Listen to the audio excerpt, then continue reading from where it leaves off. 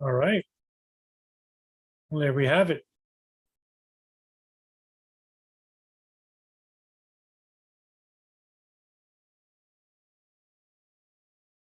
Hello. All right. Well, it seems so far that the Zoom link is working.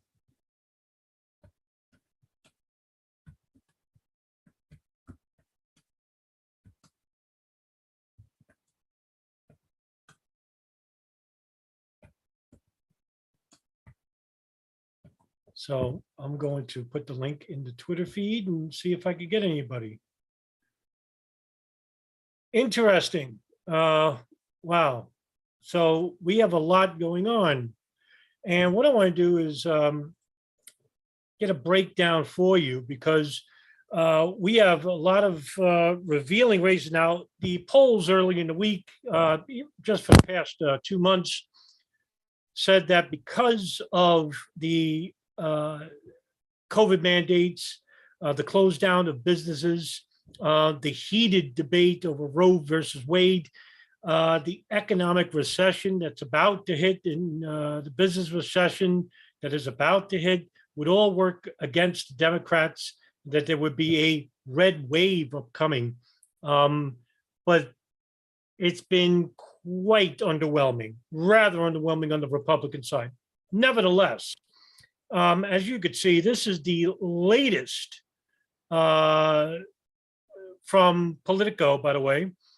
And this is, we're going to go over the Senate. Now, the Senate was Republican majority.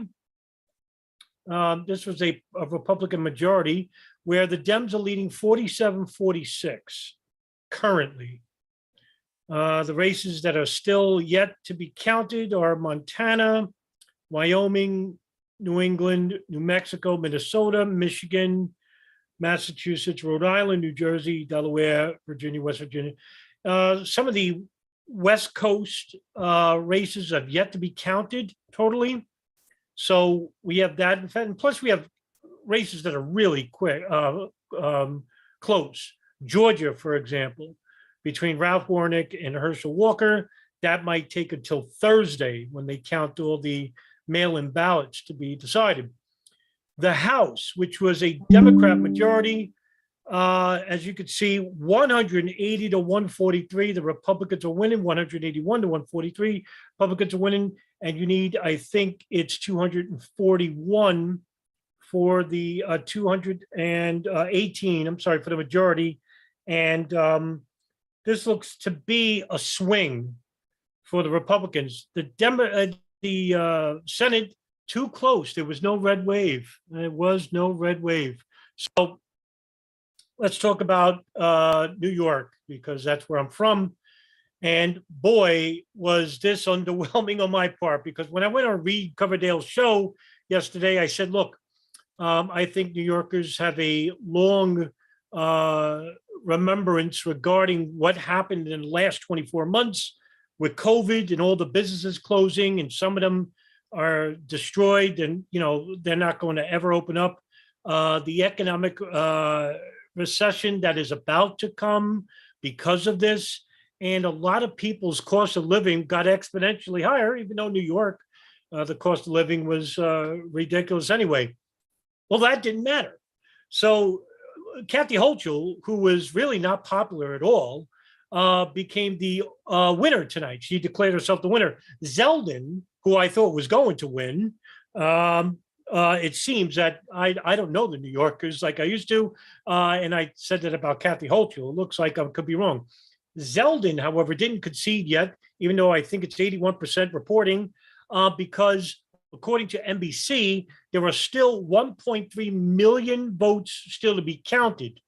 Now, if I'm correct, New York basically has, I want to see, it has 78% reporting, and he is down 700,000 votes. So, I mean, he has to make up, I think, 800, 900,000 of those 1.3 million. the odds are against him, but he's right to basically not concede, considering the amount of votes that are still yet to be counted.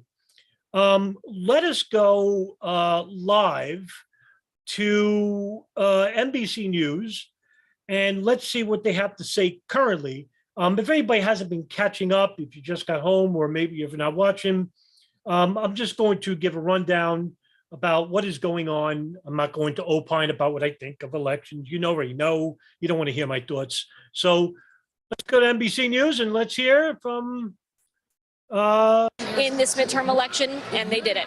Savannah? Oh, Fetterman won. Dr. Burns, thank you very much. Let's go over to Chuck. By the way, just to let you know, that race was very close. Fetterman got off to a roaring start. Oz basically made it really close, but Fetterman pulled away. NBC and ABC has called it for Fetterman. And by the way, because of that, Dr. Oz kicked everybody out of the reception hall. All the media, he kicked them out. Well, I'd be too if I lost to Fetterman. That Wisconsin Senate. Well, it was the other Republican-held seat that Democrats there's a big were targeting. one right there. I want to pause it right there. Arizona. Katie Hobbs, who has the popular vote, and I said this on Reed covered their show, that Arizona, this would be one of the closest races. Katie Hobbs is a lot more popular than Carrie Lake. But as you could see, Katie Hobbs off to a roaring start. They figured if they could pick off one of the two, it would complicate the Senate's math here. We haven't yet called this, but there's a reason why Ron Johnson feels as if he's going to pull this off. Let me show you something, a little bit of a pattern I've noticed here. The good news for Mandela Barnes is he seemed to outperform Biden in the blue areas. You could see there, just barely eking out over Biden in Milwaukee. And he overperformed Biden in Dane County, home of Madison, the University of Wisconsin. The progressive Democrat, that's good news for him. But look at the surrounding counties, the wow counties, as they like to be called around Milwaukee. And you'll just see here, watch Mandela's Barnes's number and look at the Biden number. He's consistently about 2 points below Biden in all of these suburban counties. And this is where, this is how Biden narrowly won Wisconsin, is he ate into Trump in some of those Milwaukee suburbs. There's a lot of late votes for Ron Johnson here in Wisconsin. Wisconsin basically is a battleground. It's very split down the middle between Republicans and Democrats. So this is probably either this will be decided tomorrow or it'll be decided on Thursday. Ron Johnson overperformed Trump in those Milwaukee suburbs. Barnes underperformed Biden. And while he just shows you can't just do it with Madison, Milwaukee alone, Barnes underperforming in the suburbs where crime was a huge, huge issue that Johnson kept hammering him on, having to do, of course, with him being associated with the progressive wing of the party and the whole defund the police movement. Well, while we're talking about Wisconsin, so you see Ron Johnson looks good for him there. For anyone that's in the room, I can't see you. I got the screen enlarged. So anybody who's in the room, the big issues here, there were three major issues running tonight. Okay, you had the abortion issue, you had the economic issue, and you had COVID issue. Okay, so all right, the issues I raised yesterday in Reed Coverdale's show and the video I did before that, I knew were going to get ignored. Okay, the real issues that affect everybody, Democrat, Republican, left and right, and even people abroad. The issue of war, Ukraine, Iran, China, the prospects. The issue of the rising interest rates with the Federal Reserve. And the issue of privacy, data regarding the intelligence services. And also now another issue that's going to probably become an issue in the next 2 to 3 years will be the Israel and the Gulf, Saudi Arabia, foreign lobby issues. For those who don't know, Benjamin Netanyahu won an unprecedented third term as prime minister, shocking everybody, even the Lapid party, the Green Party. They couldn't believe it. The Likud party, which is ultimately ultra-right, they won, and the person who is supporting Benjamin Netanyahu, Leah Gantz, who's a real radical Haredi Jew, Haredi Zionist. I'm sorry, Zionist nationalist. I mean, they won the majority of the Knesset. This is shocking to everybody. So I thought that would play into effect now into the race, but surely that didn't hear yet.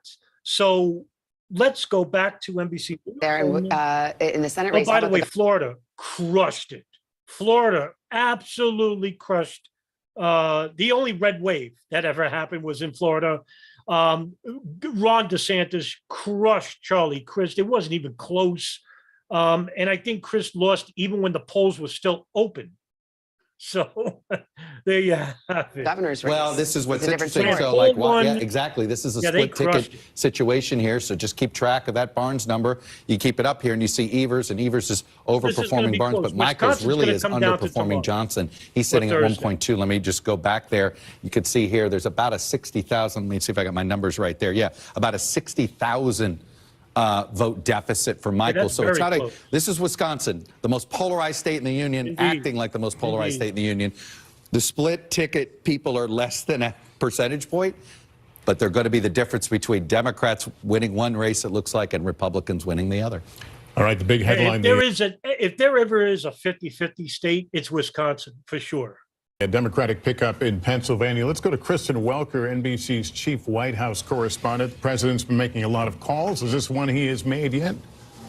He has not yet called John Fetterman, and in fact, just before we got this news, I was told that there would not be any more calls, and now they may be revising that. Lester and Savannah, no surprise. But look, I asked what the mood was just moments before this call and how the president's feeling. I'm not going to make fun of his deficiency because that's cruel. But Dr. Oz was so convinced he was going to win this because Fetterman didn't do himself any favors in the debate. But my God, I mean, this is an embarrassing loss for the Republicans. But then again, look who they ran, Dr. Oz. If you're going to have a fake doctor representing the conservative or the Republican Party, yeah, I mean, it's your fault. I mean, there are better representatives out of Pennsylvania than Dr. Oz. So this is no shock. And I think what happened was, I could be wrong. You people in the room, may correct me. John Fetterman in the debate, I think he won people over. And that's listen, he's not fit to run. He really isn't. He shouldn't be. But this goes to show you that people with disabilities can still beat the Republicans in a big state like Pennsylvania. That's a huge loss. And when NBC called him for Fetterman, Dr. Oz heard about it and kicked all the media out. Top advisor to the president said he is feeling upbeat, that while not all of the results are in, certainly the results so far seem to be better than what they were anticipating. Now that we have this Fetterman news, let me give you some of the reaction from some of the folks who are close to President Biden. One advisor saying it means that candidates matter. It means that candidates who ran with the president did well. So expect to hear that narrative coming from Biden world tomorrow. Another advisor saying, wow, could not be more happy. The state where Biden and Obama campaigned together won the critical Senate race and governor's race. So that's part of the narrative that I think you will hear from the president, from his allies, that running with the president on his policies, on the various things that got passed under the administration, that was the key to winning some of these very close races. Very different story, for example, in Ohio, where J.D. Vance pulled out a victory over Tim Ryan. And so that's the type of contrast that I think you'll see in that Monday morning quarterbacking that you heard Dasha talking about. Now, again, I anticipate that we will hear from President Biden in some fashion tomorrow. And again, his advisors very careful to say. This was an upset, too. Tim Ryan basically was the better candidate here. J.D. Vance is near imbecile. For him to pull out Ohio, that was huge for the Republicans because they didn't give J.D. Vance a chance. Michigan, I said, would stay blue in the video. I think, Whitmer was a lot more popular with the people than Dixon ever was. Dixon did relatively well, better than expected. But, yeah, that was going to be a blue state. Clearly not all of the results are in, but they were fearing that red wave that everyone had been talking about, and now they feel heartened by the fact that so far that does not seem to be materializing, and undoubtedly the fact that John Fetterman is being called the winner. Listen, let's talk about that red wave for a minute, because a lot of people were talking about this. Huge polls were taken during the month prior to the elections, showing that, the people have fed up. And it wasn't so much the Republicans, it was much more about the centrists, the people on the fence, even moderately liberal, the light-minded Democrats. So what happened was that, I think the Republicans really counted their chickens before they hatched. What happened was they really thought that because of the draconian mandates that affected everybody, would come back and haunt the Democrats. Ukraine would come back and haunt the Democrats. The cost of living would come back and haunt the Democrats. For the Democrats not to codify Roe versus Wade would come back and haunt the Democrats. But the campaign trail was pretty lethargic at best. I mean, the Republicans did better this time around regarding the primaries, say 2 years prior.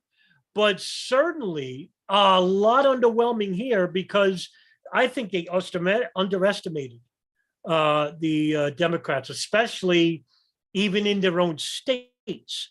I think what they did was they stuck to their own crowd instead of going out and trying to reach the people on the fence. And that's exactly what you're supposed to do. If I'm a Republican and I'm going into a Democrat city, and I'm going to do my best to try and win them over by saying, hey, look, I know you see me as the enemy. I'm trying to work for you. This is what I promise, blah, blah, blah, blah, blah. You point out the issues that you're going to raise, and you try to work on. Hey, guess what? You know what? You might get more no's than you get a yes, but hey, guess what? Every no brings you closer to a yes. So you might win over 2 to 3% of the people, but hey, that's a lot. But they didn't do that here. So everybody basically just stood within their own camps. But I think the Democrats, what they did basically was they went out a little bit further than the Republicans did.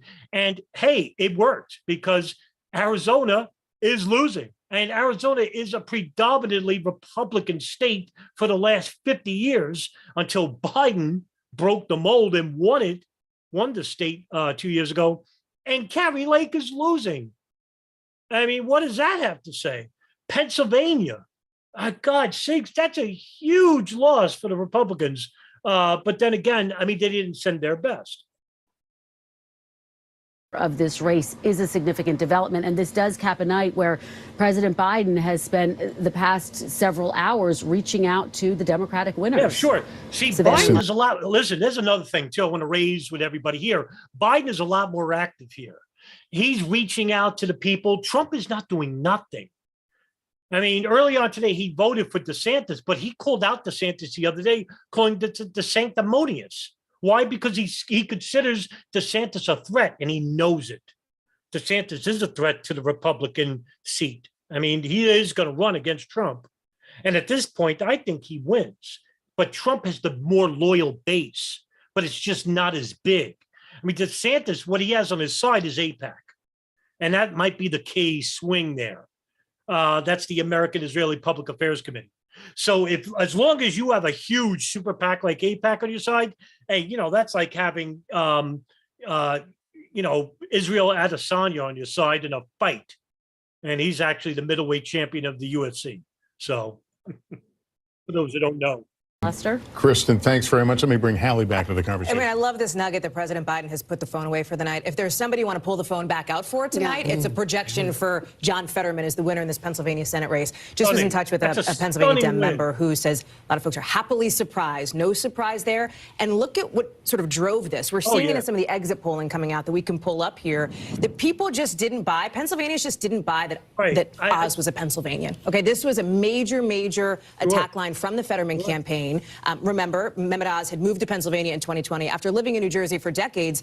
And boy, did we hear about it in memes from the Fetterman campaign, in plane banners flying over the shore that got a lot of sort of earned media from that campaign as well. They had a pretty effective, the Fetterman campaign, social media game, right? We've been talking about it on set. I'm not saying that's the reason why he won, but I am saying that clearly was a factor as far as making the messaging stick on Oz being kind of a... The exit polls suggested that, I mean, what was it? Nearly half of voters didn't think that Oz was Pennsylvanian enough to represent Pennsylvania in the Senate. So, I mean, it just kind of makes you laugh because the whole politics is local and the carpetbagger thing. It still matters to people. Still matters. You got to be from our state, our town. You got to understand where we're coming from. And think about how much money went into this race, right? This is one of the two biggest money races in the country, along with Georgia. This is a big deal. One of the reasons for the social media campaign, of course, was for months he was off the trail.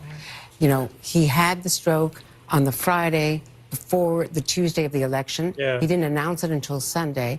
And then he was much more seriously ill than originally acknowledged. And he was off the trail, and you have to show up also. So the fact that he overcame that deficit.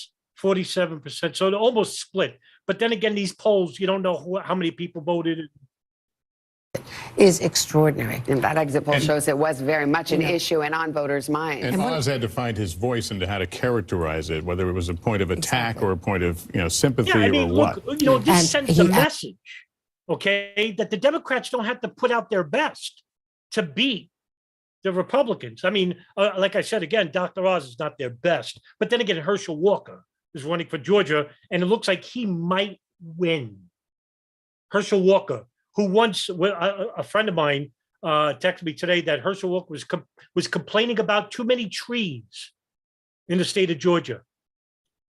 Too many trees.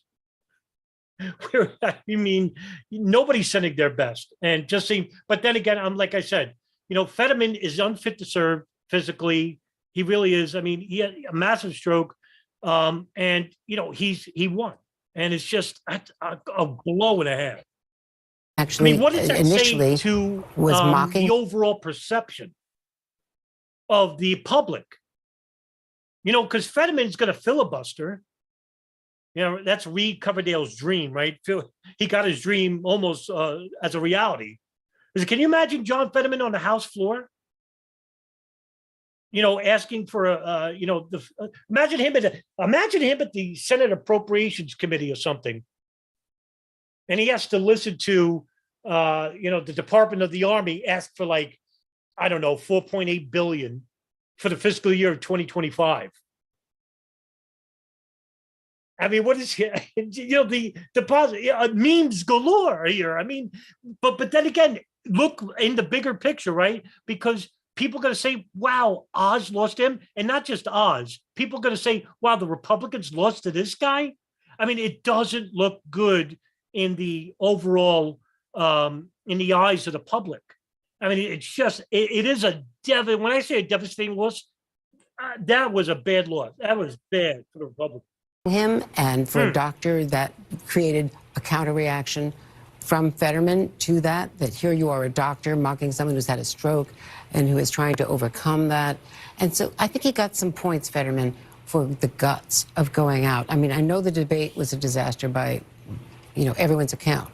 But the fact is there was a lot of early voting before the debate and that he got a lot of points. Well, look, I mean, in Arizona, the governor candidate didn't even debate, the Democrat didn't even debate Kari Lake, and that is a decision that a lot of people are questioning. One quick point about it is that there is a Senate dress code on the floor. Yeah, and now, I don't know if he's going to wear a Carhartt hoodie allowed. By the way, our researchers say he is not the tallest senator of all time because Luther Strange apparently was 6'9", so, the Alabama senator. And let's hear...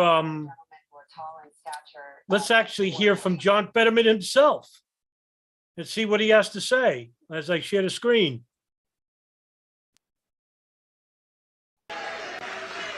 Yeah.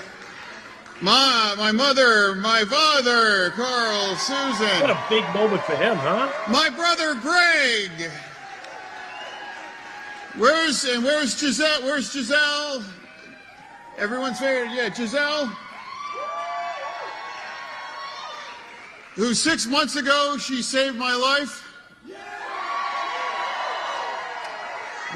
Walking out of a Sheetz bathroom, she recognized what was happening. And also, and my children, Carl, Grace, August, hey, yeah, there, hey.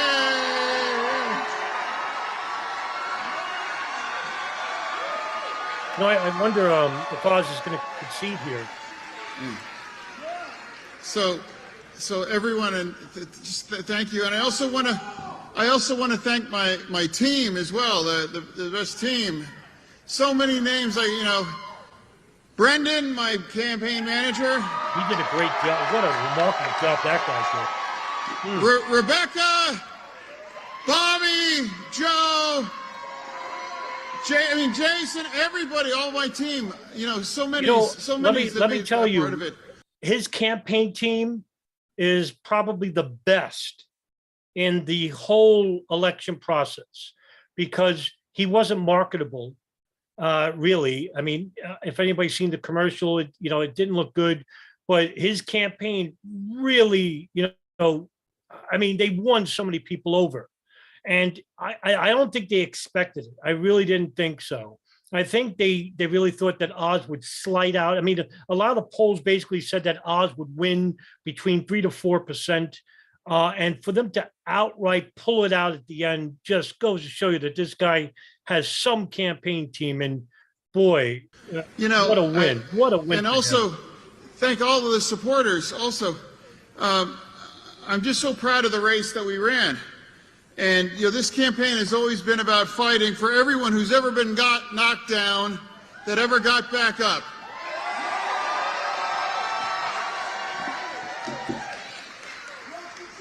This race is for the future of every community all across Pennsylvania.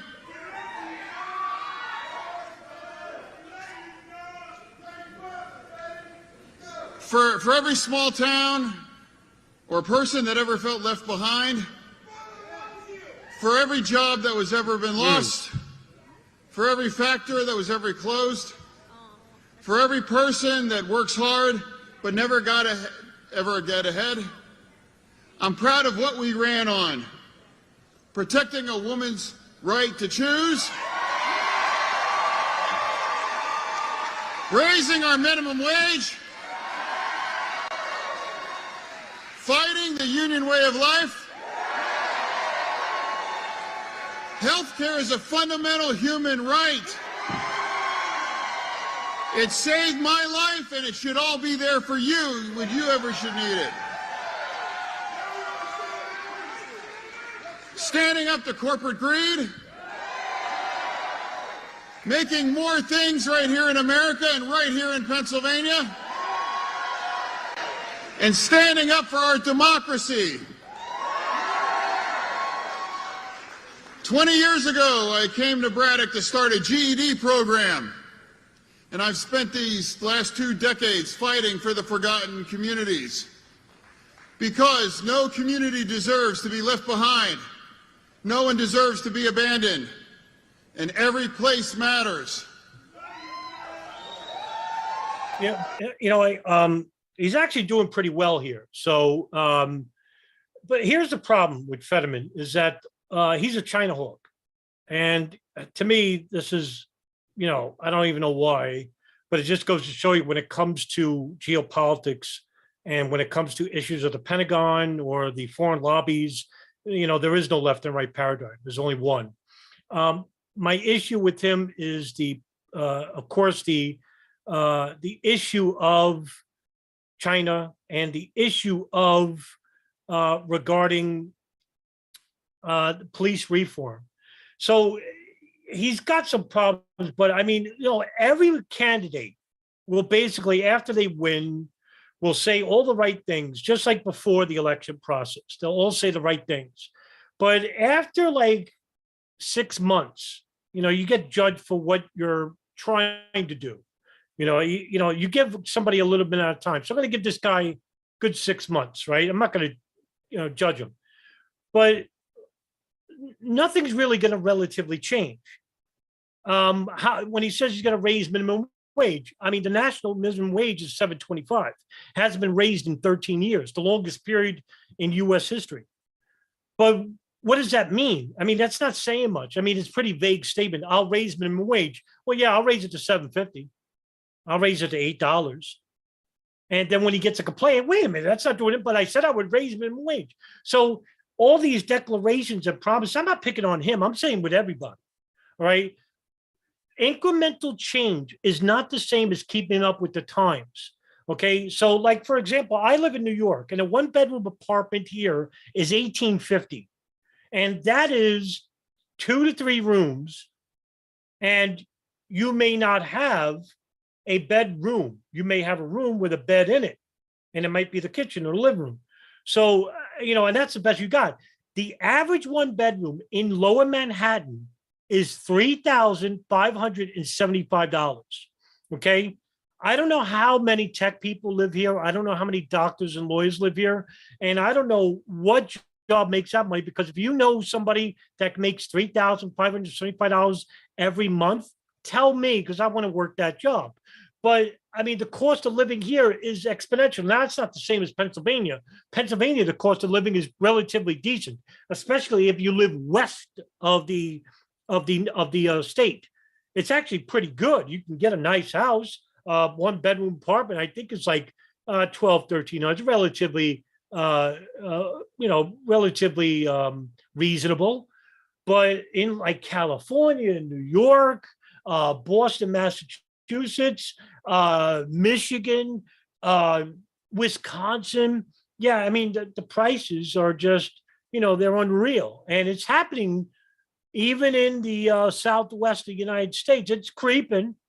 So, I mean, the cost of living, unless you're making more jobs here in the States, which I don't think this guy's going to do it. What kind of jobs are you going to be building here? Unless you're trying to coordinate trade and keeping the mom and pop stores open, which you destroyed during the COVID mandates. Well, how are you going to get them back? Are you basically going to take the coffers of Social Security out and basically say, well, all right, we'll take more out and give it back to the states, the cities, back to the parishes, right? We'll give it to them as a federal grant.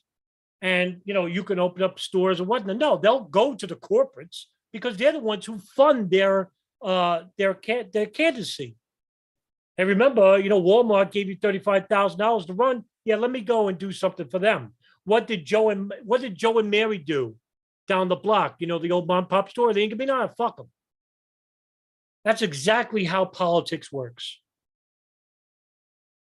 Joe Biden ran on, coming out and saying, hey, by the way, job rates are going through the roof, unprecedented in U.S. history.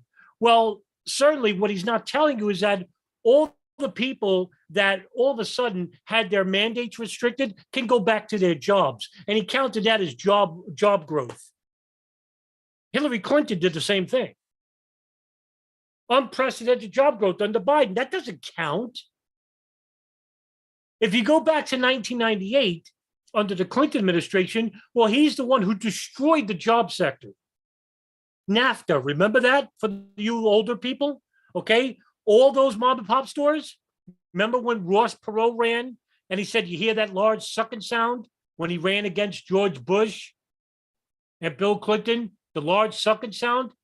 He was talking about NAFTA and what Bill Clinton was going to do to the U.S. economy. Now, when Clinton was president, we saw a growth in his first 2 years. The economy was soaring to the roof. That's the only reason why he was so popular. But when he left and NAFTA took place, and it really took a hold in 1999, 2000, 2001, nobody noticed. Why? 9/11 happened. By then, it was too late, because by the mid-2000s, all those stores basically said, why are we paying health care here when we could go to China, we could go to India, pay them poverty rates, $2 an hour, and I don't have to give Frank and Mary $15 an hour and pay for their health care. So a big screw you to the American people, while slave wages are paid to people in Taiwan, China, India, and those American-made goods that were supposed to be made here in the docks of like Pittsburgh, Baltimore, New York, they're all gone. And all those naval docks, they ran dry. But you know who benefited? Walmart, Target, Kmart, and all the big corporations, because all the mom and pop stores who were a threat, gone. They couldn't do it anymore, couldn't handle it. In all those big corporate stores that I just named, hey, the hell with giving you 40 hours, we'll give you 35, tell you to go on welfare. This way you don't qualify for health care. And who backed them? People like John Fetterman did. People like Joe Biden, Barack Obama, Donald Trump, Ron DeSantis, Governor Newsom, Hillary Clinton, Bill Clinton. That's who did. So all these promises these people make is full of fucking hot air. And I want to thank all of you amazing supporters, all of you, and all watching and every. We bet on the people of Pennsylvania, and you didn't let us down. And my promise to all of you is I will never let you down. Thank you, Pennsylvania. Now let's talk about the good side of this, right? Because John Fetterman represents what? The disadvantaged. You know, the guy, the disabled, right? The leftovers. And nobody thinks about them, right? They're ignored. They're debased by common public. And if this guy can make it, well, guess what? It brings in an uplifting attitude that they can make it in life. I don't want to be a sad Mary here. I want to see a plus and a minus here. That's what I'm about. So John Fetterman's winning here is huge in that respect. And boy, what a time to do it. Especially when so many people are broke, disadvantaged, alienated, depressed. That, hey, you know what? This guy beat the odds. And you know what? If he can make it, so can I. And who knows how many thousands, hundreds of thousands, even maybe millions of people will take this victory and then put it into their own lives and achieve whatever they achieve. Whether it's small or great, doesn't matter. But at least he touched somebody's life. So yeah, like I said, yeah, I think this is bad for, the country in one respect, but it's also beneficial in another. You got to look at two sides here. And I want to be, like I said, I'm a hopeless pessimist anyway. So I'm a depressing person. I mean, the subjects I cover are depressing. You know my channel well enough. But you know what? In this regards, and probably this is the only race I could say that to, well, you know what? There's going to be a lot of people affected by his win. And all for the right reasons, too. Thank you so much. Yeah, so all right, we'll stop this stream and then we'll go to, you know what, let's go back to the chart because I want to see if anything changed, and let's go take a look here. So, okay, so we got, so the Democrats gained a seat, the Republicans gained a seat, is now 48-47, 51 to win the majority of the Senate. And boy, is that still close. You got 5 seats still available. The House, 190 to 154. This looks like it's going to flip because the majority is 214. And this will probably be decided by Thursday, Friday, I want to say, because there are still states that are, it's just too close. But this looks like it's going to flip. And, the Republicans will win back the House. This is the key race, Senate. Senate majority because the majority was the Republicans. If the Senate turns blue, this would be a tremendous victory for the Democrats. It already is somewhat of a moral victory that they are this close. They're doing well, they're behind a good amount, but I mean, they were supposed to get killed here, both the House and Senate, supposed to get killed. And it didn't happen. It didn't happen. Either it's basically because the Republicans really underestimated the Democrats, or they just had bad campaign managers and stuck to their own camps.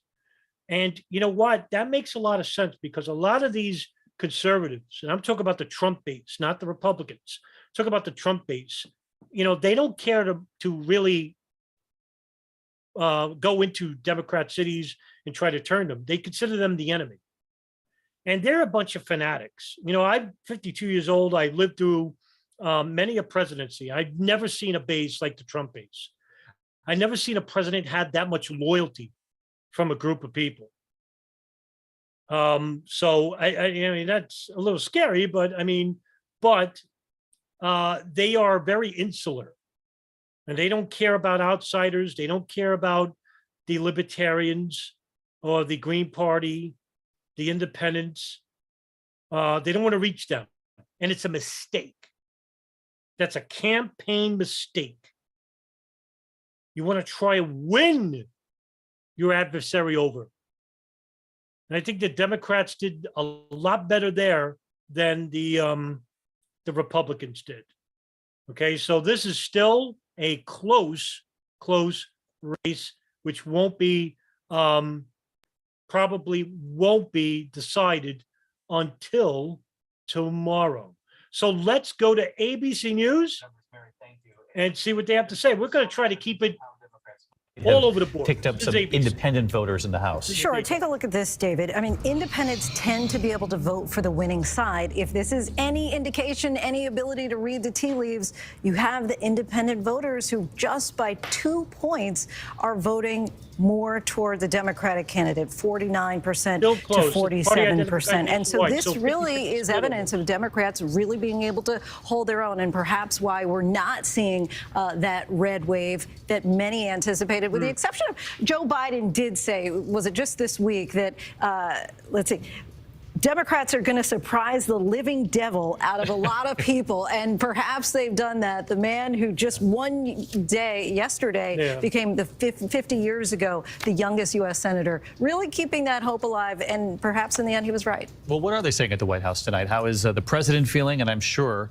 he's been making calls, you said, to people who won tonight. He's got to be happy with what he's seeing. Yeah, and he finally stopped the calls. He made a lot of them to supporters. Look, I can tell you in text exchanges that I'm having from here on the desk with friends of the White House and people inside the White House, I'm getting increasingly more exclamation marks inside these text messages. One of the last ones just ended with "phew."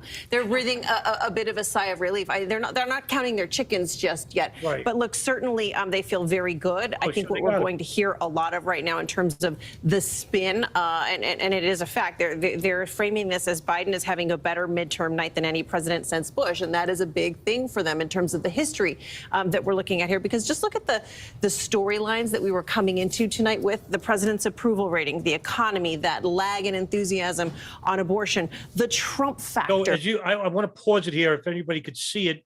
ABC has it as 207, far different than Politico.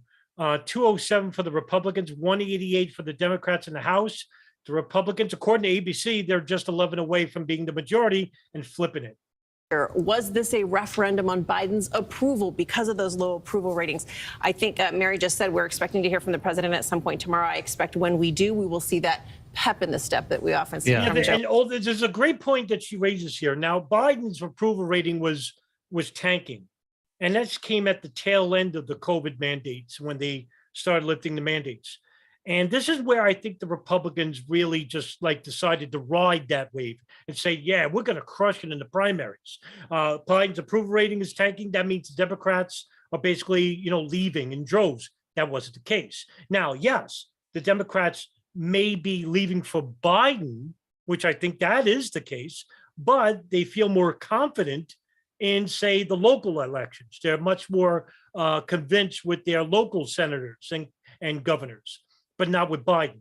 So that tells me that the Democrats probably are not going to select Biden in the next election. So who are they going to run? Is it Gavin Newsom, which is the most popular vote? Hillary Clinton? That's when you know the Democrats don't want to win the presidency. It's not going to be Bernie. Tulsi Gabbard left. So I don't know who they're going to run, but the more popular Democrat selection here would have to be Gavin Newsom.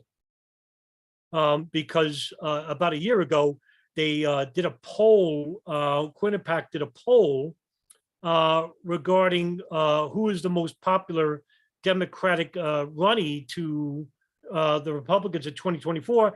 Number one was overwhelmingly Gavin Newsom. Joe Biden, that he likes to get that little shuffle going. But just think about something you just said.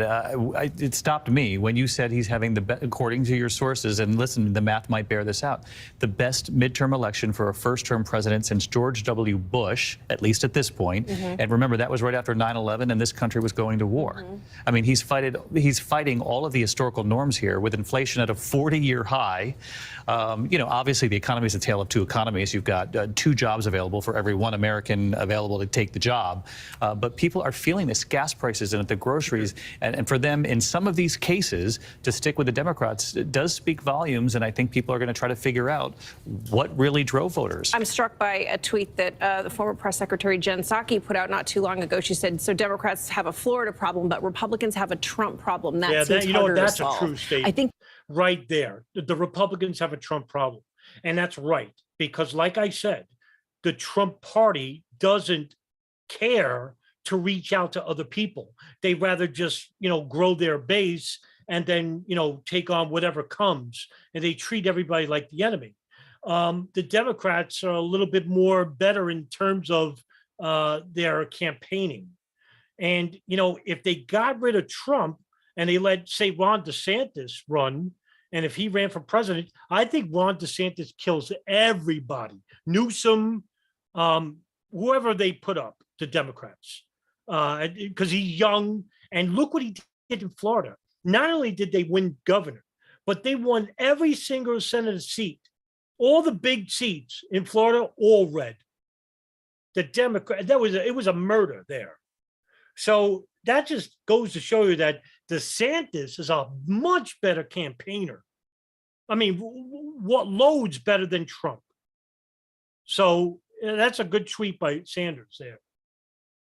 I think that's what we're looking at over the next few weeks in terms of how this Biden administration decides they can govern legislatively, looking forward potentially at a split Congress if they, in fact, do end up losing the House. And what this means, we keep talking about it, but this is a very real part of this conversation, what this means for 2024. And frankly, does this push him to decide to run again? John, it really does feel like a lot of this.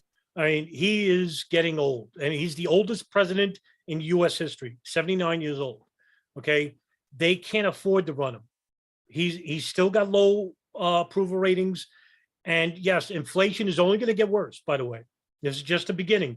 The recession hasn't even started yet. Okay, when that comes, he is going to bear the brunt of this. And listen, with this, if this keeps it up, if the Democrats win the Senate, nothing's going to change. Remember what Biden said 2 years ago at that rally dinner in, I forgot the state, but he said that nothing will fundamentally change. These are all big donors there.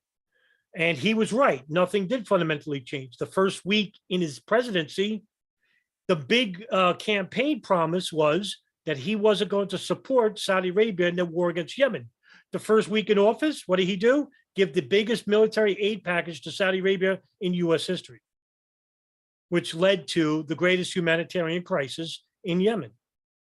I mean, Biden administration in 2 years did everything he could to basically say, we're going to throw this all away. And he did himself no favors. What did the Republicans do? Well, they ran on Trump. Trump ran his rallies, kept most of the Republicans puzzled over what to do. Should we decide, should we run with him? Should we go with Ron DeSantis? And if we go with DeSantis, the Trumpers will consider us enemies and alienate us. I mean, right now, the Republicans are in trouble because they're split. The Democrats are basically not, they're not very united, but they're a little bit more better off than the Republicans are right now. And it's just this is proof right here tonight, because the big red wave, it was basically, a faucet drip. Tonight was a Biden-Trump sort of rematch, even before a potential rematch in 2024. There was a lot of people, unhappy with the current state of affairs, but still, for some reason, deciding to stay the course despite all of the headlines about the economy coming at them. Look, Donald Trump just teased that he's going to make an announcement, big announcement next week, presumably about running for president. What Donald Trump has done today, what Donald Trump has done in these midterms, is he's given the Democrats a lifeline. Yep. I mean, you look at the big losses, as we talked about, David, the big losses that in places where Republicans thought they were going to win, most of those were in places where Donald Trump was directly implicated, either because he chose the candidate, he supported the candidate, Arizona, his visit to Pennsylvania on Saturday, I think, is going to be talked about a lot. Oz wasn't too thrilled to have that visit, I am sure, but he had to be there because there would be no, candidate Oz if it weren't for Donald Trump. So yeah, I think this was a bit of, if it was round one of Biden and Trump, Trump didn't win this one. I have to agree. Governor Christie, what do you make of tonight? Well, first, it's disappointing at the moment in a macro sense for Republicans, because the hype beforehand was that it was going to be much better than what it's being. Now, if you come out of this in the next 48 hours with or let's say in the next month in the Senate side, with a Republican majority in the Senate, and you leave in the next couple of days with a Republican majority in the House, I think they'll be pretty happy. It's not going to be huge, but it's going to be taking control again at both of those chambers. But the issue that John was just raising is an important one, because I remember the 2016 campaign. I was in it, and I remember Donald Trump saying then, "We're just going to keep winning. And we're going to do more winning and more winning, or do so much winning that you're going to ask me to stop winning so much because you're going to get tired of winning." Well, if you look at tonight and the time before this, we lost both houses of Congress in 2018. We lost the White House in 2020. We lost 2 winnable Senate seats in Georgia in a runoff in 2020. And now tonight, you're going to have lost a Pennsylvania Senate seat. You are looked to be on your way to lose one in Arizona. You lost in New Hampshire, and you're in a runoff in Georgia. That seems like a lot of losing. And I think that the party's going to have to decide in the aftermath of this, even if we take majorities in both houses, are we going to be the party of me or the party of us? And if we're going to be the party of me, and that me is Donald Trump, I think general election voters are sending my party a really big message. This is exactly what I said before, too. This is the problem with the Republican Party. Trump is a narcissist. There's no debating that. And he demands unwavering loyalty, like bin Laden, where you swear bayat to Al-Qaeda. That's what Trump does, right? He hates the fact of losing, yet, he hates the fact that, other people in the Republican Party are popular than him. That's why he hates DeSantis. If he embraces DeSantis, none of this happens tonight. If he embraces Carrie Lake, if he embraces Herschel Walker, none of this happens tonight. They win. Republicans win the Senate. Republicans are winning the House. They'll win the House tonight anyway. But the Democrats would lose seats. Look what happened tonight. Even after COVID, the destruction of businesses, the rising inflation, the cost of living got higher. They didn't even codify Roe versus Wade. The police reform, which has gone into shitter. Ukraine. All of this, and the Yemen crisis. That happened under Obama, remember that. All of this didn't deter the Democrats from basically winning tonight. What would it take for them to lose? And it starts with Trump.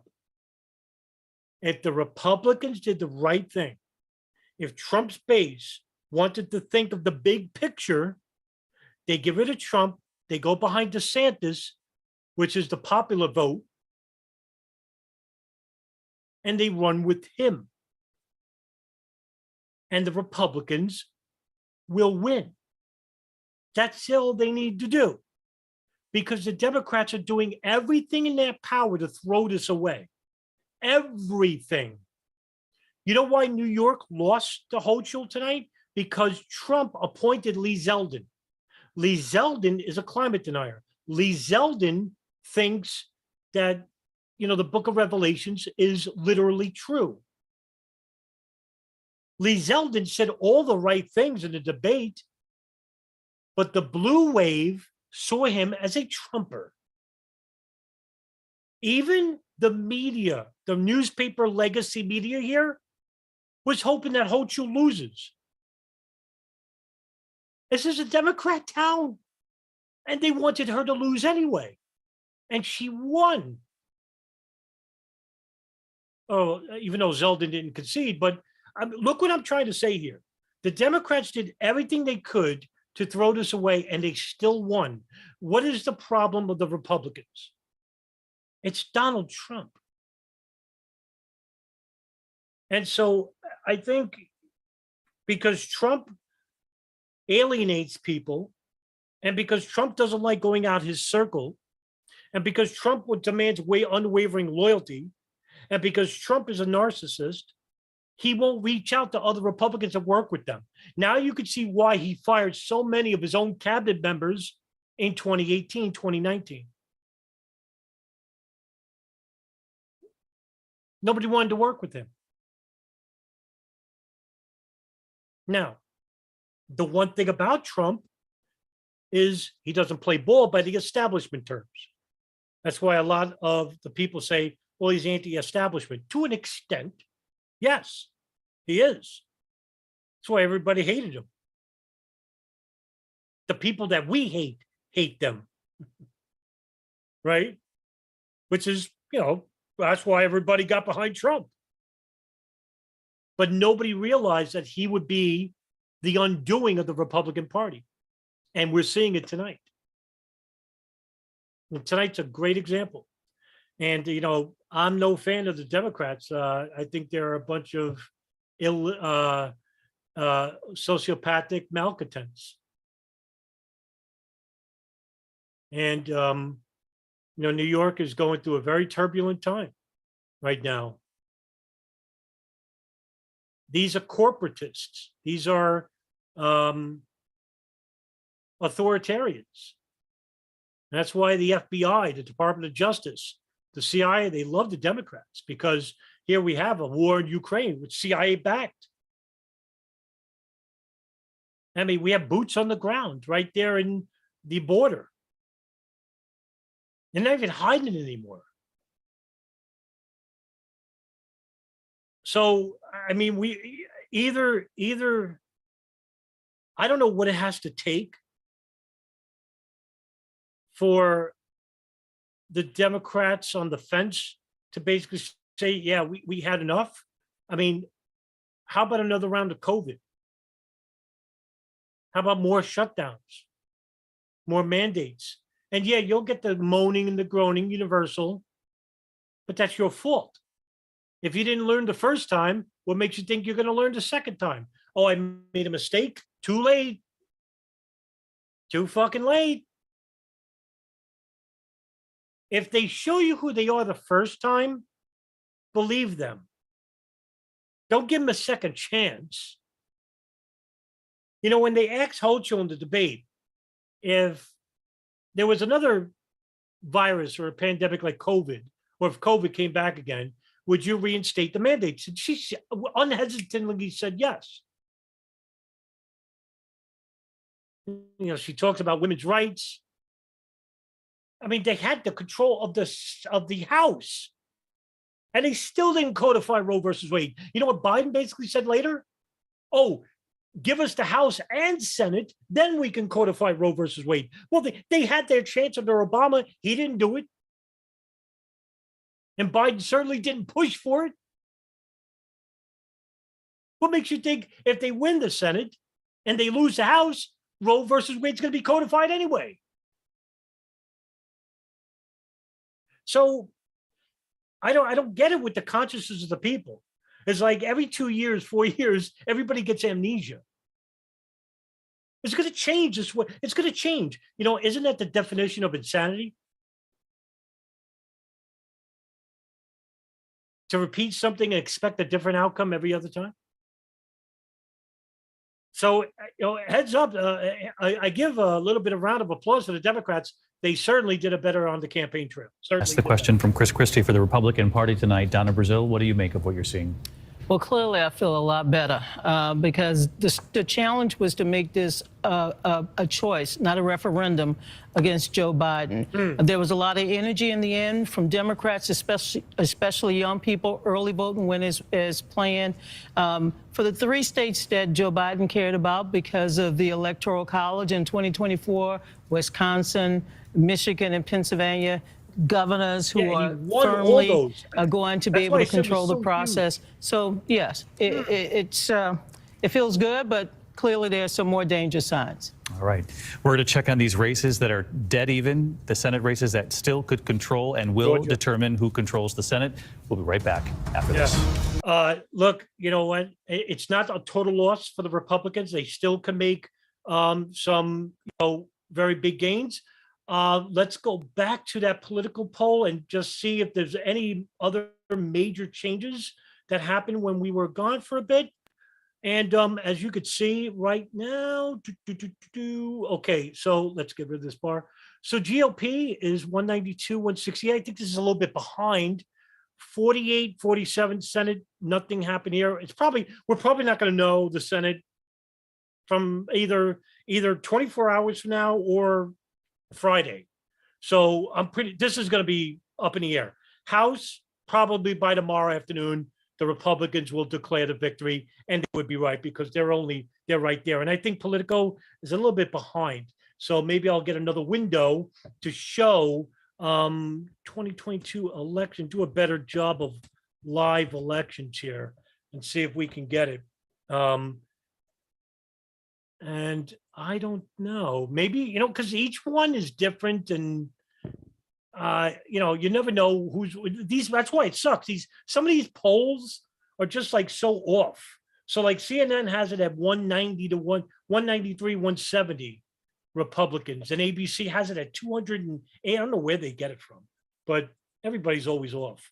So let's go live to Fox News to see what they have to say. Fox poll there, 193 to 160. The Senate, again, still very even. I want to go out to some tweets, though, now from our Fox team, Jackie Heinrich, as the GOP source tells her, quote, if it wasn't clear before, it should be now. We have a Trump problem, end quote. Heinrich continues on to say that a second GOP source sees the below tweet of her just saying that and texts me, quote, knives are out for Kevin McCarthy. If he is under 225, expect Scalise to make move quickly for the speaker. So certainly a lot of movement within the Republican Party with this balance of power that we're seeing here on this election night 2022. We're going to continue on here on live now from Fox and give us covered a little bit with the Wisconsin races that are continuing on. I want to take us out to that Senate race, the one of 4 left to be decided here that will decide the balance of power. Mandela Barnes trailing Ron Johnson 51 to 49% as it has yet to be. This is really huge. Wisconsin, this will be a saving grace for Trump because as you heard, Abrams before, Wisconsin, Georgia, Pennsylvania were all Trump appointed people. So if Ron Johnson could win this, it's almost like, Trump could say, at least I won Wisconsin.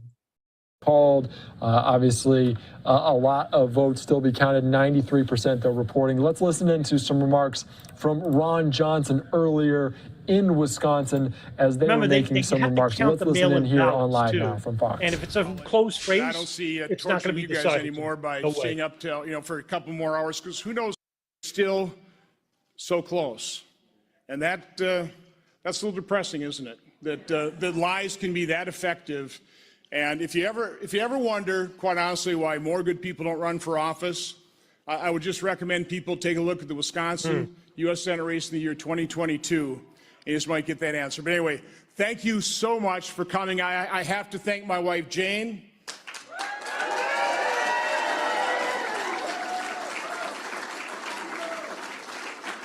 I have to thank all my family who've been so supportive. I want to thank all of you, all of my supporters. I know how hard, how tirelessly you all worked. It's been, quite the campaign, and I can't tell you how much I appreciate that. I want to thank all my staff, both in my Senate office, who do a tremendous work for our constituents. I want to thank everybody in the campaign staff. And let's wait for all the numbers to come in, and then we'll declare victory tomorrow morning. Have a good evening. It's too close to wait, so thank you. Remember, they're going to count the mail-in ballots. That could take 24, 48 hours. That was Ron Johnson there in Wisconsin, certainly making a pitch to his constituents there in Wisconsin as we continue on to look at these numbers here on Live Now from Fox. Ron Johnson up 51-49, but that race is still very, very close as 93% are voting, are reporting here. We're going to take a quick break here, catch our breath, because we've been busy for the last hour or so as we just passed the 2 a.m. mark here on election morning here. So we're going to take a quick break and get into other races next. Indeed. So let's go back to I want to go back to this map here, and I want to basically see what is going on in Arizona. And let's share the screen here. Let's share the screen. So Arizona is right here. As we could see, Arizona is the Senate race, and it is Blake Masters, who lost to Mark Kelly. But as for governor, Katie Hobbs is currently winning 55-44%, and that is with how much are reporting? It doesn't say. 51% are reporting. 51%. Now remember too, everyone, this is 3 hours behind. So it is 11 o'clock in Arizona right now. So they will still be counting the ballot. And this is probably going to come down to tomorrow morning because there's, everyone will be in bed, and then if you're not doing it now, you probably will be in an hour, depending on where you live. So, because it's 2 a.m. here. So 51% reporting. Katie Hobbs is a relatively decent lead. So that will be another big loss for the Republicans. And, I just a disaster almost tonight. Let's go back. Rich Lowry, the editor of the National Review, and David Plouffe, who was former President Obama's campaign manager. Hi, guys. So, Rich, let's talk about it. What do you think is the lesson learned for Republicans? I mean, first of all, again, to be clear, still a chance that the Republicans take the Senate. Better than even chance they take the House. So it's just not the red wave, as Lindsey Graham said. It's not the red wave we had hoped for. What do you think the takeaways are here? Well, Democrats showed up. That's a big takeaway. And this suite of issues that they were talking about that I always was pretty dismissive of because I didn't think they were as important as the economy and inflation, abortion, democracy, Trump, clearly motivated their voters. And you had, a red wave in Florida, you had a red wave in, at least in the gubernatorial race in Georgia, J.D. Vance in Ohio. But otherwise, you know, races that looked like they're going to be close according to some polling. Zeldin, you know, and New York governor, not close at all. The New Hampshire, which looked like it was closing at the end, and Bullock had the momentum, not close at all. So either the Republican momentum was exaggerated at the end, or there was something in the last several days that kind of shifted this and brought it back to Democrats. So it's not a terrible night if you win the House. By the way, the New Hampshire race, which me and Reed were talking about the other night, we were making fun. Reed was making fun of Maggie Hassan and Don Bolduc, the two governor officials, saying that one was trying to outdo the other in regards to who's going to be more of a prominent war hawk. I thought that was funny. There's still a chance to win the Senate, but we're talking thread in the needle at this point. Yeah, David, let me ask you this. If for both sides, was there a point where they miscalculated or assumptions that were simply flawed about the dynamics going into this night? Well, Lester, I think you spent post-Dobbs decision in the Supreme Court, you know, Democrats looked in polling, they had 2 or 3 months where they looked like they were going to really dominate. Republicans came home in October, and I think probably that dynamic was overcranked by political observers. And I think where we ended is probably where we should have thought all along, which is we're going to have a bunch of close races. I agree with Rich. Democrats turned out. And if the exit polls are right, they also won independent voters narrowly. But Democrats have to win the middle to win swing districts and states. And it looks like that's what they did today. And I think democracy, abortion, I think Trump, listen, Trump presided in the White House over a bad 2018 election. And I think he was the main culprit here. A lot of his candidates he endorsed turned out being bad Senate candidates. And I don't think it was super helpful to have him out in the last week of the campaign. His approval rating with this electorate was 37%. Well, if we had more time, I'd be asking Rich Lowry whether he agreed or disagreed with that. The Trump factor. Thumbs up, thumbs down, Rich Lowry. I agree. For better or worse.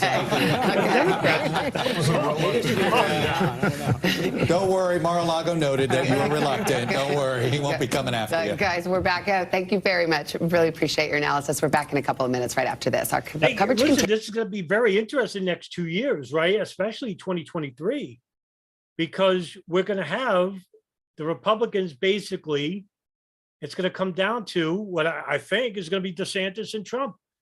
And boy, is that going to be a heated race. I can only imagine the amount of money Trump's going to put in regarding the commercials he's going to put out. Same thing with DeSantis. There's a lot of money behind him, probably more money behind DeSantis than there is Trump, because he's got the majority of the Republican Party behind him. But geez, can you imagine the mudslinging there? And the Democrats, all they have to do is just sit back and watch this, you know, implode, for better or for worse. But the Democrats can't sleep on the conservatives.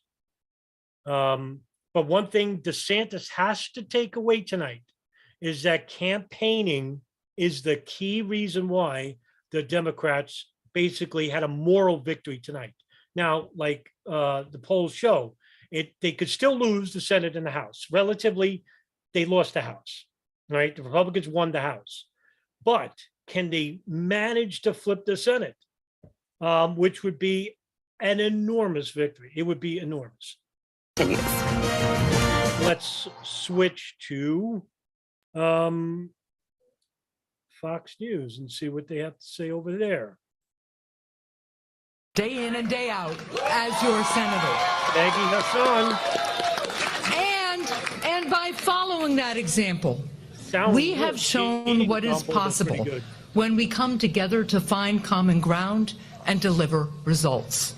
When Granite Staters told me their stories of receiving outrageous surprise medical bills, I got to work and partnered with a Republican to take on the entire healthcare industry and end this practice. Please. One thing the Democrats did was corporatize healthcare. Are we forgetting Obamacare? Don't play amnesia here. I also worked across the aisle to help negotiate and pass the bipartisan infrastructure law that is rebuilding our roads and our bridges and and bringing high-speed internet to communities all across. Who gives a fuck about any of that? I mean, that's a given, right? You go to the state and, complain about a broken, I don't know, sewer pipe or something, and you think this is a huge election victory? I want to know where you stand with foreign politics, geopolitics. Where do you stand on foreign policy with countries like Iran, China, North Korea, Egypt? What about trade? Are we going to basically shut out Russia because you don't like them and you consider them communist? Are we not going to basically lower interest rates in this country? How about inflation? How about something that affects everybody? And this is bullshit what you're talking now. Across New Hampshire. But folks, there is more to do to build an economy that works for everyone, to help families and small businesses with the costs that they face, to foster innovation, to invest in our workforce, and to ensure that we make more things in America. How do you do that when you have the Trans-Pacific Pipeline, you have NAFTA, you basically destroyed mom and pop stores, the middle class economy, much less poverty, which is through the roof. 38 million people, no exaggeration. This is coming from the Census Bureau. I was just at the database yesterday. 38 million people. I spoke to one of my best friends on the phone yesterday. And I was speaking to her about, poverty rates. 38 million people living below the poverty line. 38 million living below the poverty line. There are 330 million people living in the United States. Just unreal. I have worked on common sense ways to lower costs, including by taking on big pharma and big oil to lower energy and prescription drug costs, and by bringing supply chains back to America. Name me the problem. I want to see the White House bill, right? I want to see the transcript of where the last 12 months, I was going to go 36 months. Give me 12 months. 12 months where the Biden administration helped to bring back jobs overseas here. Well, if he couldn't do it, what makes you think you're going to do it?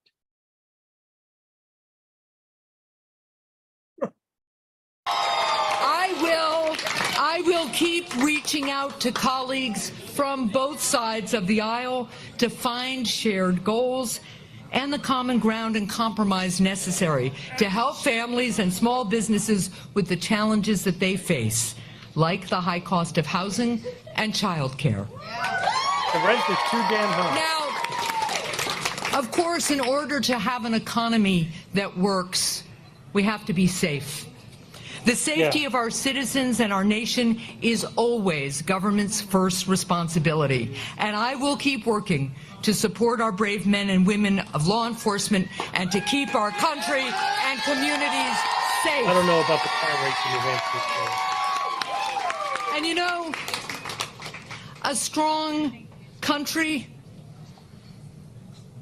and a strong economy must also keep its promises, especially to seniors whose hard work sets the foundation for the next generation. New Hampshire seniors deserve the full benefits that they have earned. That's why I will work to protect and strengthen Social Security and Medicare. Unless you go before the Senate Appropriations Committee, and then while you serve on the board and you listen to leading people from the Department of the Navy or the Army or the House Intelligence Oversight Committees, fiscal year comes up and the FBI and the CIA comes up to you and says, well, we need $8 billion to appropriate and grow bigger. Well, you're not going to say no. So where does that money come out of? Well, it comes out of Social Security, healthcare, education. It's the reason why we can't have a federal minimum wage, which is decent. Because we're too busy making the coffers of the private military industrial complex, our foreign lobbyists and donors overseas, all rich. And while the major corporations continue to get fatter, the lower middle classes will continue to get skinnier.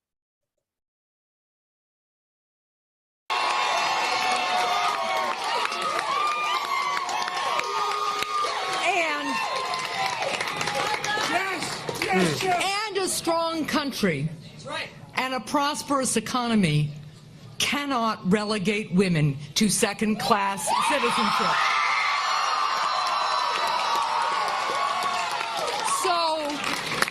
So I will always keep fighting to protect a woman's fundamental freedom and to block. Well, meanwhile, you'll bomb women overseas with your illegal wars committed through the intelligence services. I'm pro-woman, pro-woman. I mean, give me a second. Block any attempts to ban abortion nationwide. But the conservatives weren't going to ban abortion nationwide. Now. Oh my God. Thank you. Well, who do you really? Can I blame people like Maggie Hassan for getting up there and lying her fucking ass off? Or someone like Herschel Walker or Kathy Hochul? I know they're liars. I know they're thieves. But what does that say about the people who know that the system is broken and it doesn't work for them, and yet they'll vote for them anyway?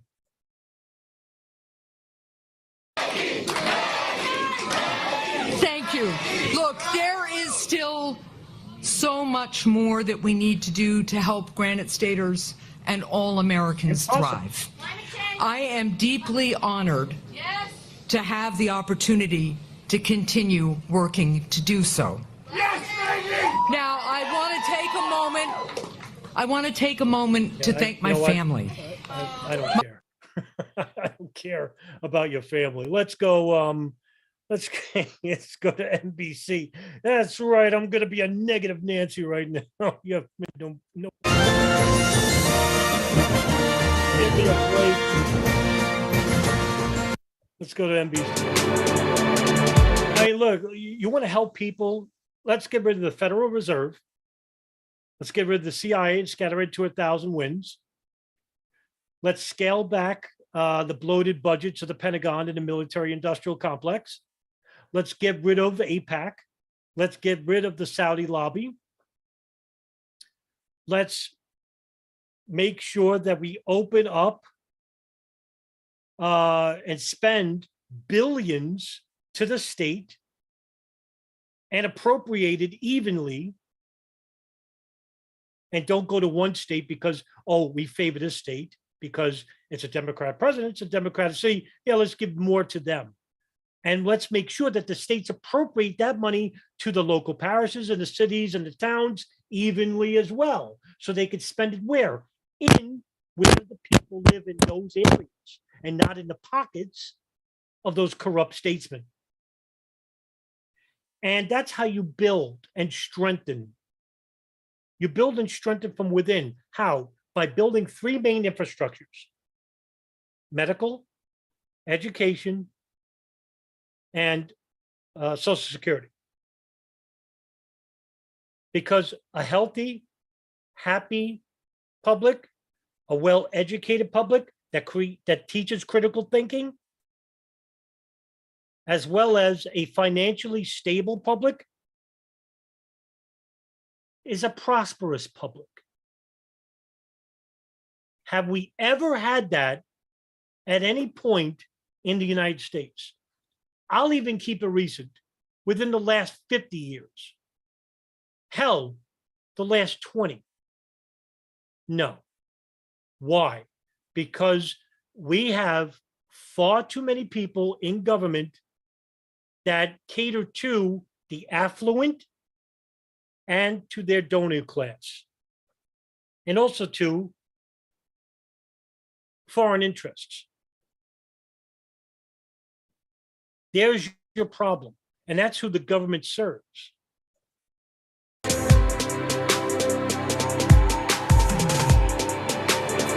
We need a new government. I don't want to reform the Democrats or Republicans. We need a new system, right?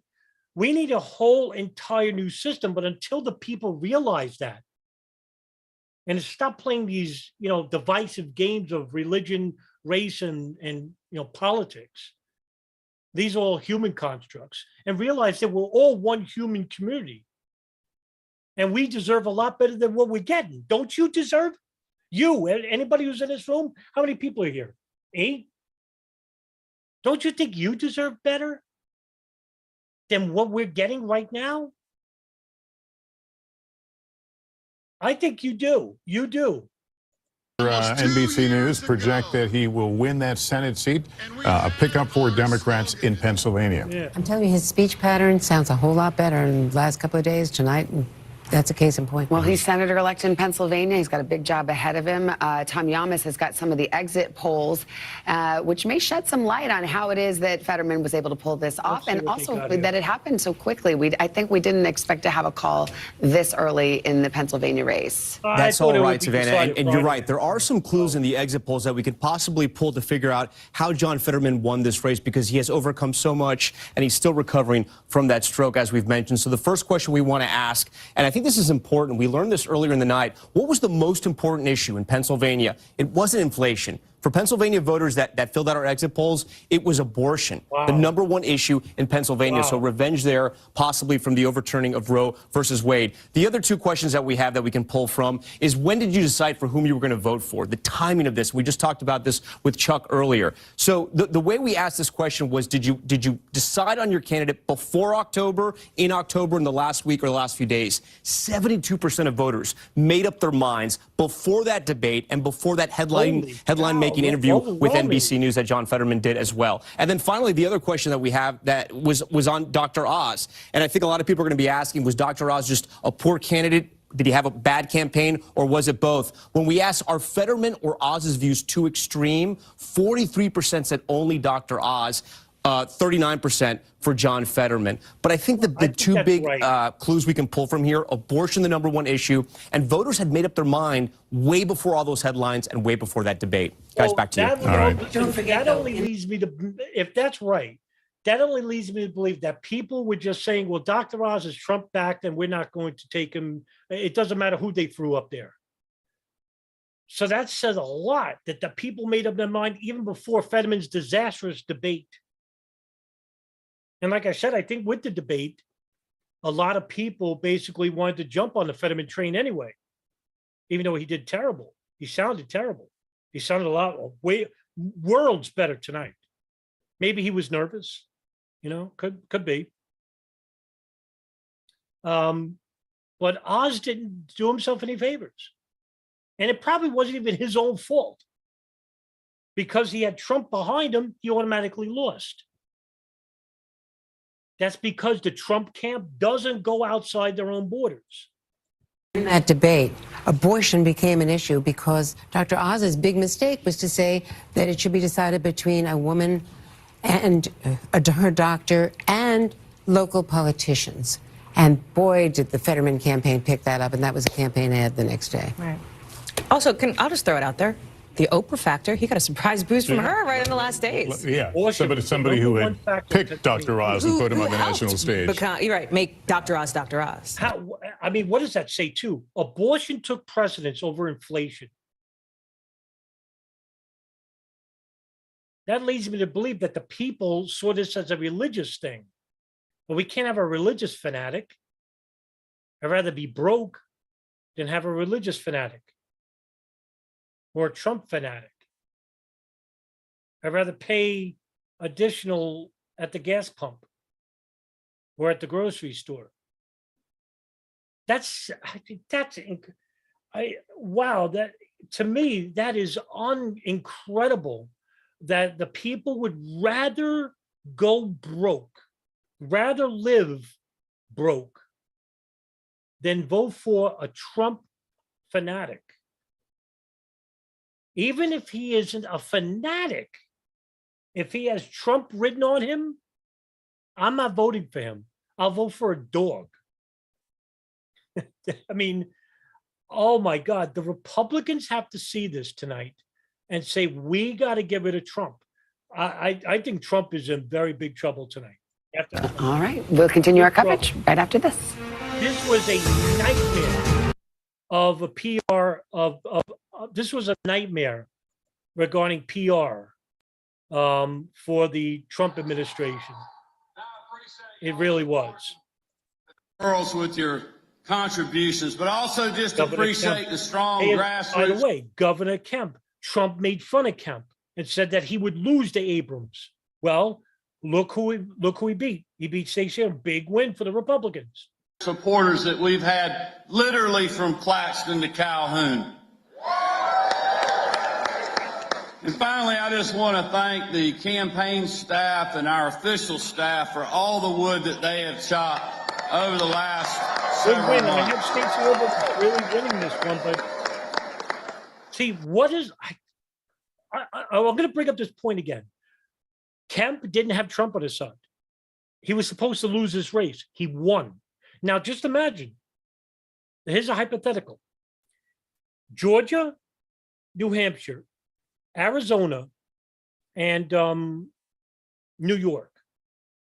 If they weren't Trump appointed or Trump backed, do you think the Republicans would have won those races?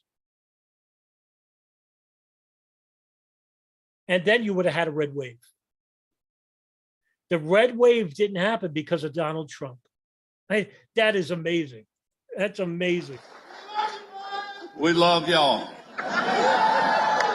As you all know, we did not get distracted on this hard-fought campaign.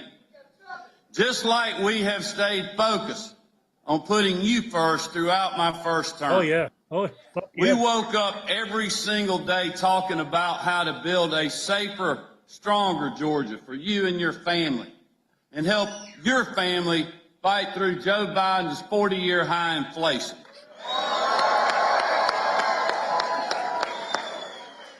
And we did that by focusing on common sense solutions to put more of your hard-earned tax dollars back in your pocket, like passing the largest state income tax cut in history. Yeah, and at the same time, Georgia, which has one of the worst public funding, which is one of the worst states for public funding in schools in the United States.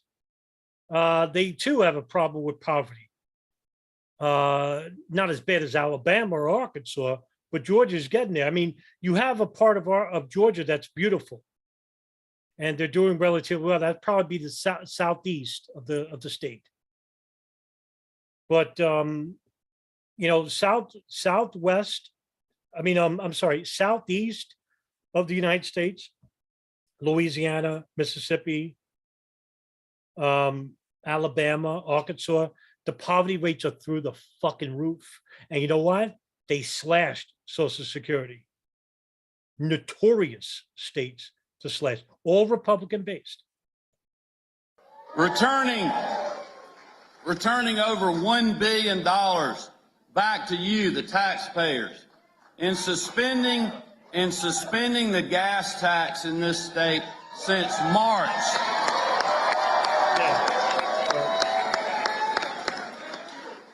And we are not about to stop there. Come January 2023, we're going to send another $1 billion back to the taxpayers. While taking out $3 billion. And we're also going to give you relief on your property taxes as well.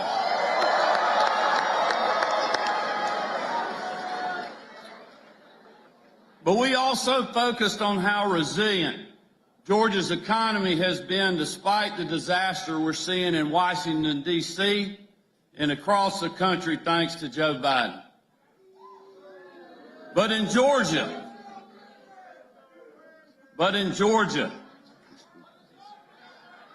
that's right. But in Georgia, In Georgia, we have record low unemployment. The most people ever working in the history of our state. Historic investment in rural Georgia. In the 2 largest job projects in state history were announced just in the last year. But this campaign was also about keeping you and your families safe, and by backing our men and women in law enforcement.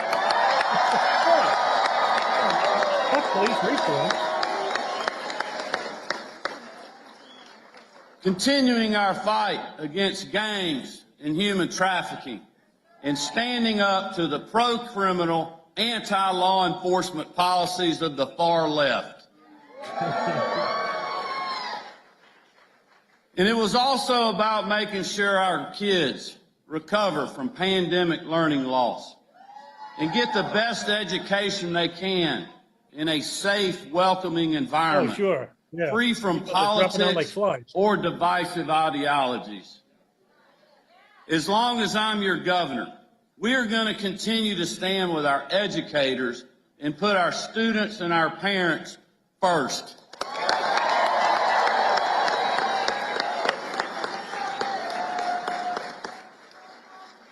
And as you all know, we took our campaign to voters who normally don't support Republicans, because no matter where you live or what neighborhood you are from, hardworking Georgians want their families safe, their streets safe, and they want good paying jobs and a quality education for their children.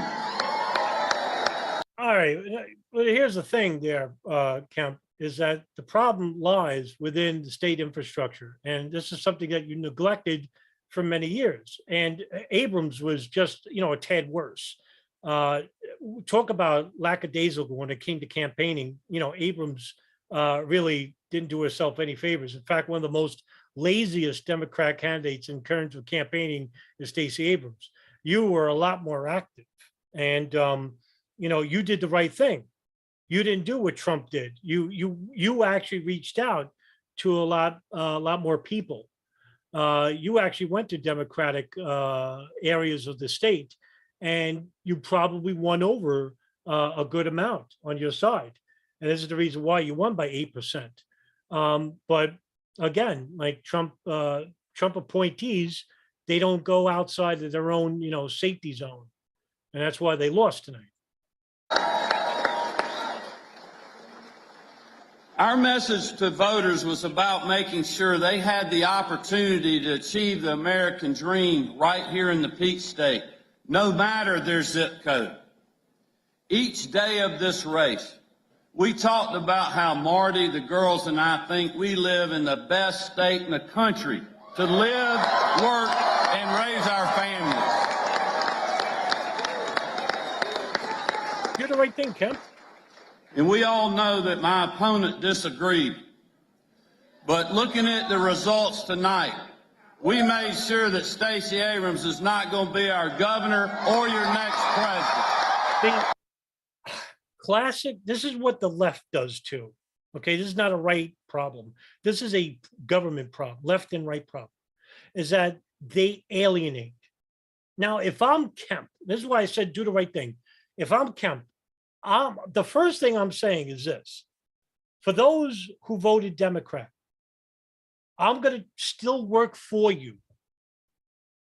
And you could come to me and just trust me for 4 years. And hopefully I can win you over.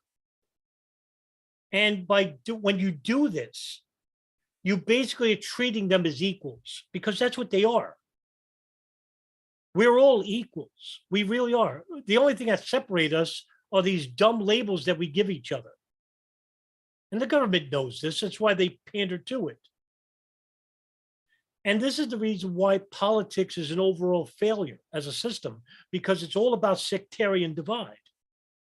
Just like religious structures in the Middle East with Sunni and Shia, even though they're one community, they're Muslims, but with differences in terms of beliefs. Well, I mean, that's what politics is here. We're the most polarizing country on the face of the earth. And if I'm a candidate for a governor and I just won, I'm not going to say, well, those stupid leftists want to destroy the country. Well, you just made sure that group of radical leftists stay radical. Because you know what they're saying? Well, why the fuck am I going to go on his side? He just called us out. But the left does this too. Well, the Trumps, they're a bunch of Nazis. Well, that's how you keep the divide further. That's how you make radicalists. That's how you make people discontent. And they know it. That's why they do it.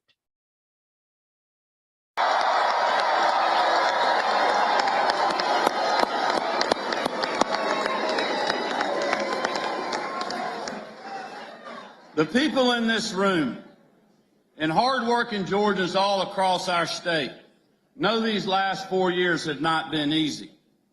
Because of a global pandemic, loved ones were lost, jobs were cut, businesses struggled, and lives were uprooted. Nearly overnight, Americans from all walks of life were made to feel anxious, maybe even frightened for their future, their family's future, and the future of our country. This was an unprecedented challenge we had never faced before. There was no playbook. There was no widely accepted path forward, no silver bullet that could bring back our normal way of life. On top of that, you add in the 2020 election, pandemic politics, and a lot of people that didn't live here or vote here thinking they knew what was best for our state. At one point or another, the national media, Stacey Abrams, the healthcare pundits, far-left activists, liberal donors, presidents, both current and former, they all were attacking Georgia. They opposed our measured approach to protecting both lives and livelihoods. According to the pundits and the so-called experts, if you wanted to keep your barbershop open, you were a threat to public health. If you didn't want a government forcing you or your family to get vaccinated against your will, you were part of the problem. If you wanted to keep your job as a waitress at a local restaurant, he's not wrong here. They told you that it was too dangerous. If you wanted to go worship in a church, they said no. But you could go gamble in a casino. When parents wanted their kids back in the classroom instead of behind a screen, they listened to the National Teachers Union and the healthcare pundits who said no. But as you know, they didn't stop there. When we expanded days of early voting and made it easier to vote and hard to cheat with Senate Bill 202, Georgia's Election Integrity Act,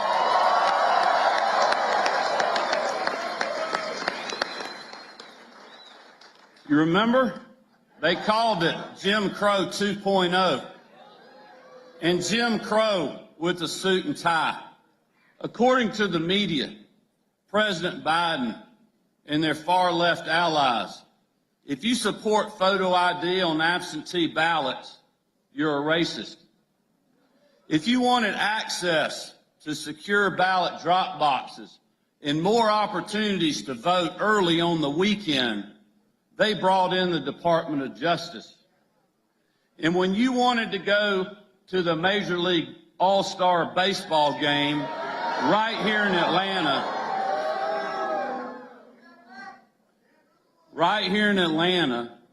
they put politics ahead of America's pastime and cost our small businesses millions. Y'all, they attacked Georgia, but I'm not sure they realized how hard we would fight back. Yeah, that's the one thing about Ron Kemp. I mean, I'll give him credit. You know, there was a lot of, he had to overcome a lot, and, you know, he won. So let's go to ABC. Commercial. Let's see if, Let's see what ABC has. Bad timing. You can also watch on ABC News Live alongside commentary and election maps from 5:38 on Apple News.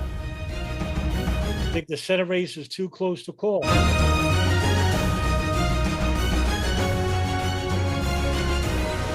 That's probably over with. Colorado, Kansas, at 87% of the vote. That's over. South Dakota, wow, 90% of the vote. I don't know anything about South Dakota. Yeah, Schumer, I live in New York. Schumer was a flop. Guy's been a New York senator for almost a decade. And Booster probably wants 93% of the vote. That's still close. That's not going to be decided until tomorrow, Friday, late tomorrow, Friday.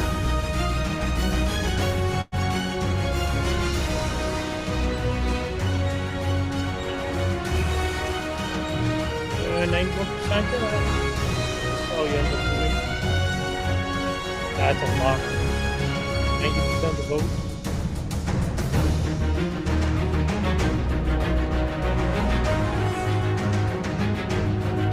Overall, I mean, the House is,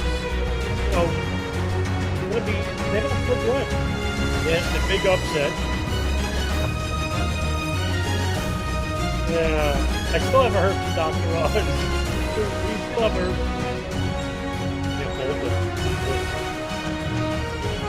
I'm Maggie House.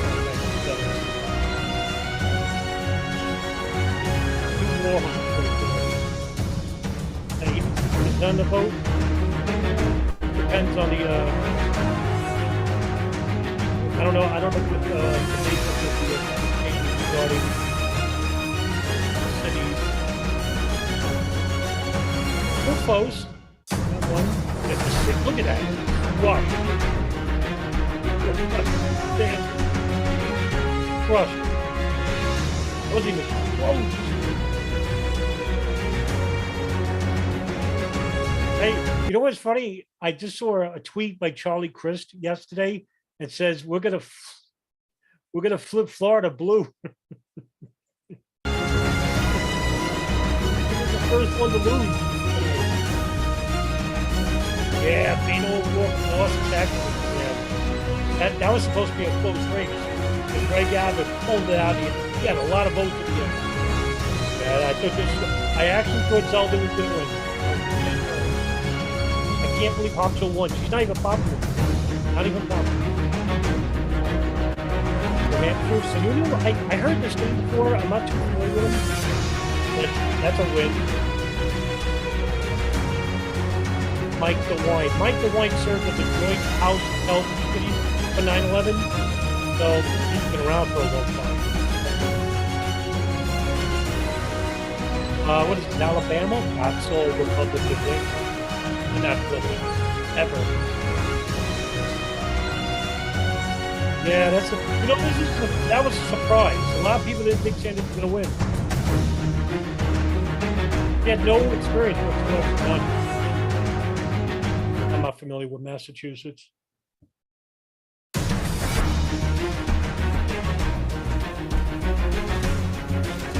We are grateful you have stayed with us here tonight. ABC News live coverage now approaching 2 a.m. in the morning. We are still on the air because there are still significant unanswered questions tonight. We started out the night with those two key numbers. Republicans need a net gain of 5 seats in the House to take control of the House. Historically speaking, the party in control of the White House generally has a very difficult midterm. Tonight, the math isn't there yet, though, to say the Republicans are going to take back the House. The math also isn't there yet to determine who's going to control control the Senate. You're looking at the numbers up on the screen. This is a race for the Democrats to 50. 50 seats plus Vice President Kamala Harris with the tie-breaking vote, and they will remain in control of the Senate. Republicans, as you can see, 47 seats. They need to get to 51 to take back control of the Senate.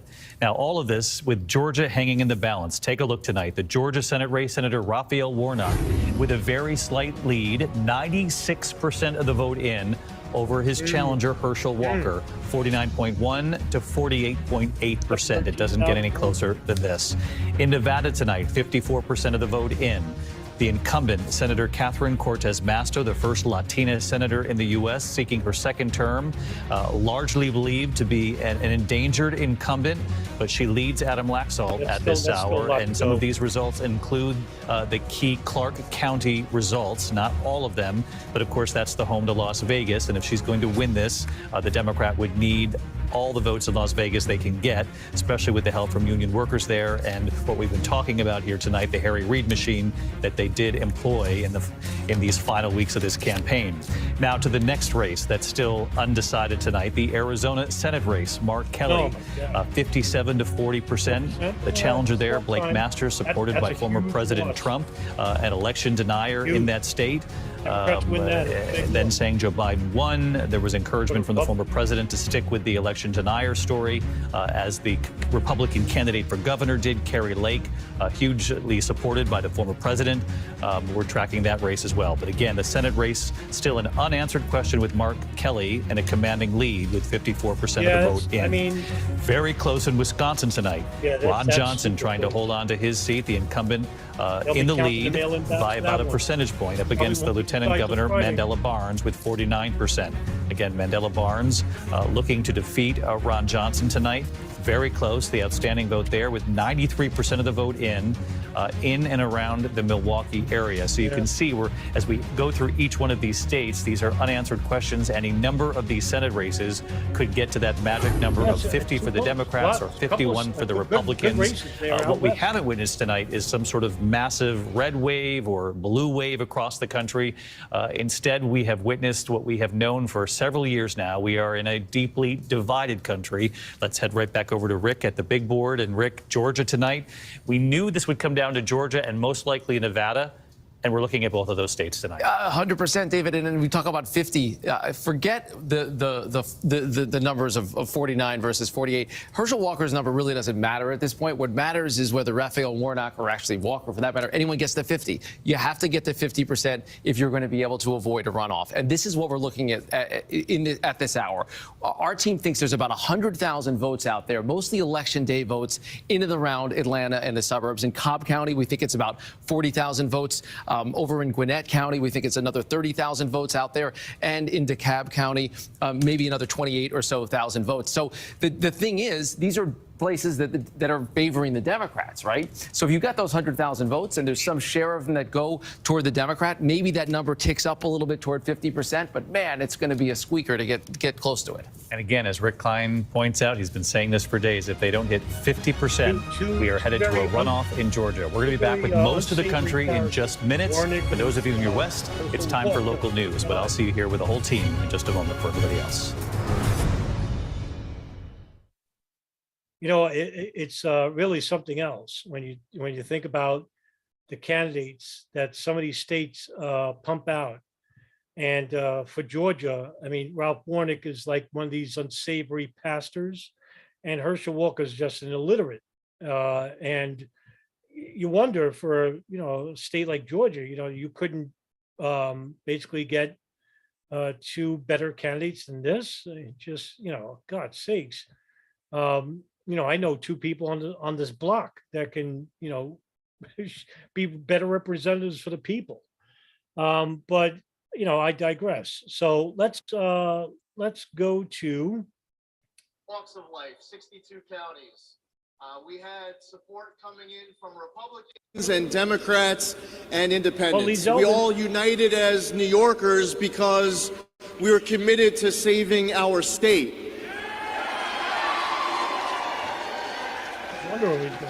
And you poured your heart and soul into this entire effort. You were committed with a love for New York. I mean, the reality is that New York is leading the entire nation in outmigration, and New Yorkers are hitting their breaking point. And we all understood why that was. And we want New Yorkers to have safe streets and safe subways. We shouldn't be passing pro-criminal laws like cashless bail. There are rogue district attorneys like Alvin Bragg who should be removed. We should reverse the state's ban on the safe extraction of natural gas and approve new pipeline applications. We shouldn't have seen all these COVID vaccine mandates where people are getting fired for what should be a personal decision of whether or not to get the shot. So listen, it's been a battle where we've been focused on ideals. We've been bringing our message without apology or regret. We came to this with passion to have a debate of ideas for a better direction for New York, and we're still totally committed towards seeing it through for the 1.4 million Election Day voters who have not yet had their vote cast and counted. We hope that as these results come in that we'll be able to prevail, but we want it to come out now. While the night is still a bit young, I was able to wish a happy birthday. Maybe, was it just before midnight? Yeah, so 93% precincts have reported. There's still, and New York is huge, 1.4 million people still haven't voted. So he would need, I want to say he would need 650,000. I was able to get the happy birthday in right around midnight. Awesome. My mother's birthday was yesterday, ended 5 minutes ago. I also want to say a very heartfelt thank you to my wife, Diana, our daughters, Michaela and Ariana. It's impossible to do this without family. If you want to step up into the arena and serve, you need that support at home. And there's a lot of time that is spent away. You're traveling the entire state, and Diana was, holding it down at home and taking care of these girls. This family has been all in. This was a decision that we made together as a family to make this run, and I just want to say thank you so much to Diana and Michaela and Ariana for all of your love and support every step of the way. And thank you to all of you for everything. It's meant so much to me over the course of the last 19 months. We still have a lot of work to do. The first step is watching all these votes come in over the course of these next couple of hours, especially all over Long Island. These are Election Day votes that painted New York red. And enjoy the open bar and enjoy watching the results, because what you're about to see is that this will continue to get closer and closer and closer and closer as the night goes on. Thank you all. Hochul was winning huge, which was surprising. And she was up 30% at one point. And this was about 3 hours ago. And to see him cut it to 6%, he needs about 600,000 votes.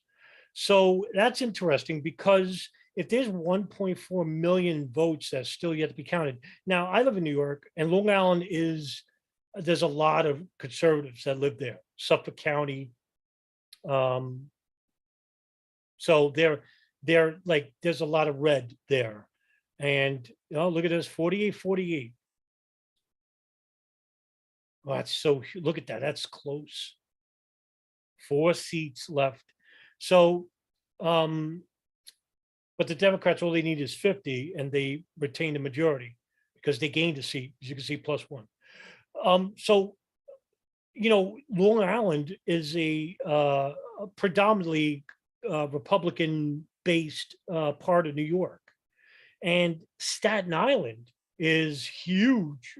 They're even probably more they're much more consolidated, but they're also Republican. So if that's the case, hey, that would be if Zeldin pulls that out, that is a tremendous win for the Republicans. They have a big swing, huge.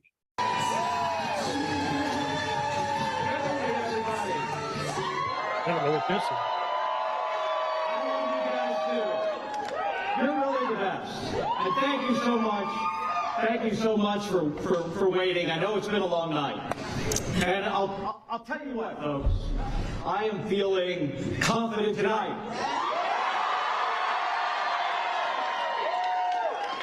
Now, at the same time, it doesn't look like we're going to have the final results for a little while. It's okay. And that's okay. And I know a lot of you have spent all day today knocking on doors. You guys knocked on a lot of doors. And you made a lot of phone calls. I don't know who this is. I really don't care, to be honest with you. I want to see if there's any real updates so I don't have to bore you. We want to see results. Republicans who won tonight were more moderate. So, and by the way, one race I've been watching is Lauren Boebert in Colorado.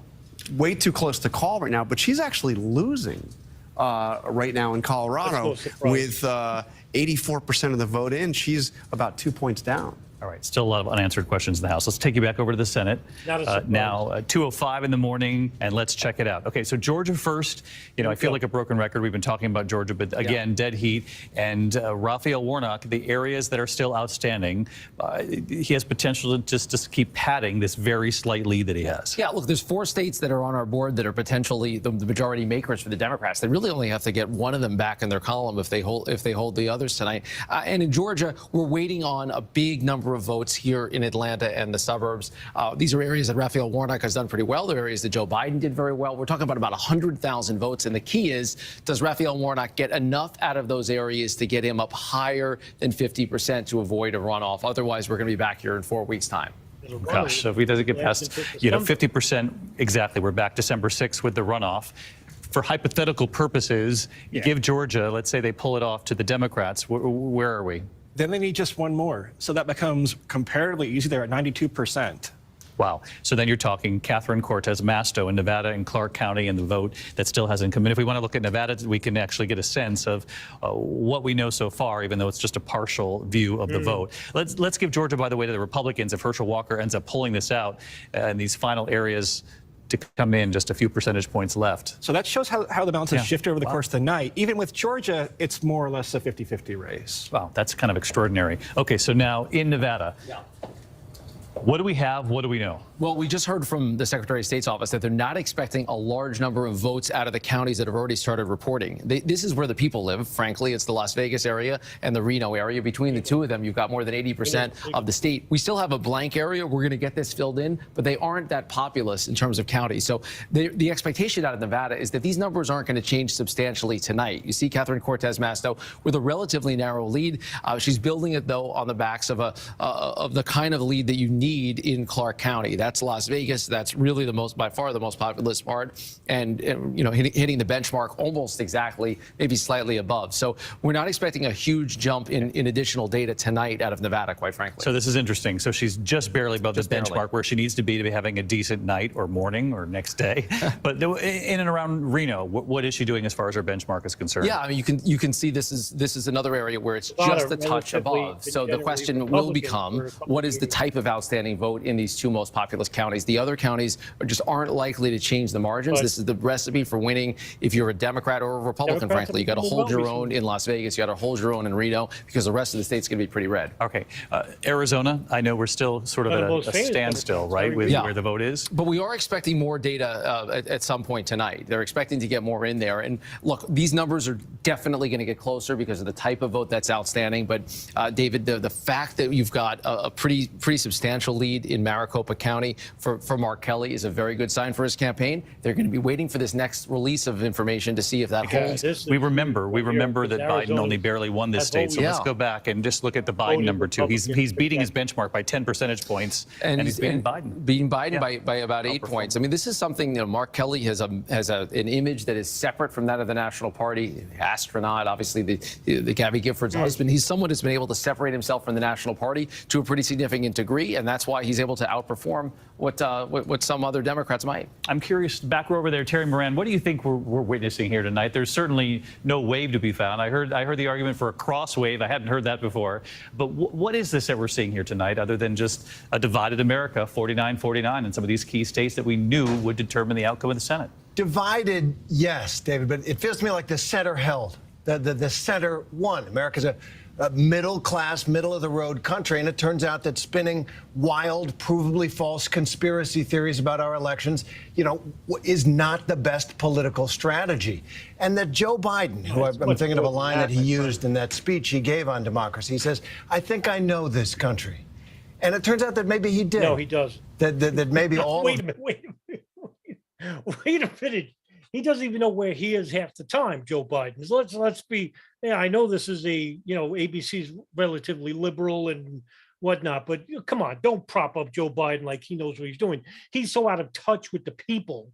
That's the reason why you have high inflation and all these, ridiculous mandates that are, nationwide. He alienated everybody. So don't tell me he knows the people. He barely knows the people, and he barely knows who he is at the time. So look, the problem was what they raised earlier, is that the Republicans basically didn't have this big red wave because right now they are a fractured group. You have the Trump group, and then you have the rest of the conservatives, right? So the Trump appointed governors, the Trump appointed congressmen, basically almost all lost across the board tonight. We still have the Georgia race, which won't be decided probably until December if it's really too close, ways a while. I'll give it to Friday. Arizona looks like Blake Masters is going to maybe lose, but New Hampshire,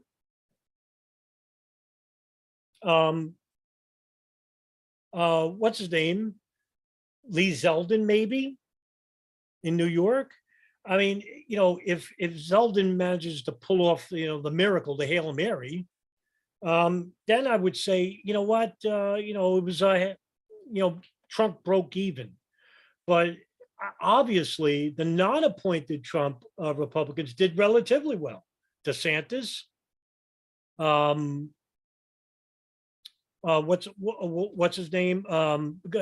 Brian Kemp in Georgia. So you had a number of Republicans that performed relatively well, and I think what would have happened, and I said this earlier, is that if we didn't have Trump appointed electees, you would have saw a red wave tonight in the key states. And I forgot to mention Pennsylvania. Dr. Oz was Trump-backed. So a lot of these Trump-backed appointees, they did relatively terrible. They underperformed, and that's because they don't reach a bigger audience. So, and of course, tonight, you didn't hear once from anyone, Republican or Democrat, about the big issues that are pressing. Nuclear war with Ukraine, Russia. Nobody touched that because the majority of the Republicans and Democrats are behind that conflict. I mean, more Democrats than Republicans for sure. And also the issue of the currency. The dollar is losing its value. And the country that is threatening the value of the dollar is the country the Republicans want destroyed, and that's China. And we saw what you did to Libya under the Obama administration when they threatened to influence other Arab countries, other Muslim countries, especially in the African Union, to start supporting a currency other than the US dollar, which is the world currency. Well, thanks to Hillary Clinton and Samantha Power and Samantha Rice, they pressured the Obama administration to depose the president, Muammar Gaddafi, and he was killed. So that's the one issue that will always be a unified issue with the Republicans and Democrats when it comes to the Federal Reserve, foreign lobbyists like Israel and Saudi Arabia, and the Pentagon. The talk about the red wave, he sensed that there was something deeper in the country, an attachment to the democracy without the wild conspiracy theories. And it's not such a good idea to go against the majority of the country on a woman's right to choose. That also damaged Republicans. So that at the end of the day, maybe in this divided country, the lesson both parties can. And you know who did that? Trump. Trump did that. The Trump people, the conservatives didn't do it. The Republicans didn't do that. Okay? Trump did this. He was the lead instigator in the abortion issue. Stupid. Can learn is move to the center. It's really interesting. Makes me think of Marcy Kaptur in Ohio. Her final closing argument was in the middle. Let's meet in the middle. And it worked for her in a Republican-leading district where she had to reintroduce herself. She ended up holding her seat in Congress. And Heidi Heitkamp, I saw you nodding your head yes. Do you think that is sort of one of the things that we can draw from tonight is that the middle held, as Terry said? Well, absolutely. And I think that when you look at it, people want people who talk common sense, who don't promise things that they know they can't deliver. Oh, wow. I think they're tired of the polarizing politics. Love it. And what they see in Donald Trump is a return to chaos, is a return to, wild lies and falsehoods. And they're saying, we don't want to go there. We want this country to change and be more, equal economically for all of us. But we can't go back to Donald Trump. And I think Donald Trump put himself on the ballot by picking candidates, by campaigning, and I think it hurt the Republican Party bad. Yeah, it did. And you know what? You know what they did? The voters tonight, they said, we will take the lesser of two evils. But the overall picture is we're still picking for evil. That's the Biden administration, okay? And this is the problem with bipartisan, with partisan politics in the United States today, is that we have a corrupt government. Entirely corrupt. And you could be someone who's a local senator, local congressman in a small district somewhere in, say, New York, and say, you know what, I'm gonna, be like this energetic young freshman in high school. I'm gonna change the world. I'm gonna, give peace and work for and then when they get older and they find out that the system doesn't change for anybody, and the only way you can exist in the system is to become corrupt. Grease the wheels, so to speak. And if not, you're not playing ball, you're out. You ain't going to be elected. That the construction magnate down the block is not going to be giving you $10,000 come election time if you don't give him a contract to work there. Oh, you want a contract? Well, I'll take that $5,000 payment under the desk. Well, then if you take that payment, you're corrupt because everybody is supposed to have a level playing field. Well, now you're playing favorites. So we need a new system of government, and we need it to work for the benefit of everybody and not the benefit of the some. And these elections are nothing more than charade. That's all this is. This is a show right now. I mean, God's sakes, like I said, the Democrats did everything in their power to throw it all away, and they basically had a moral victory tonight. What they got to do? Shoot you in the head? What they got to do? Put you on fire? Lower minimum wage? Right? What they got to do to make you say, hey, you know what? Let's vote for a third party. Let's make real change.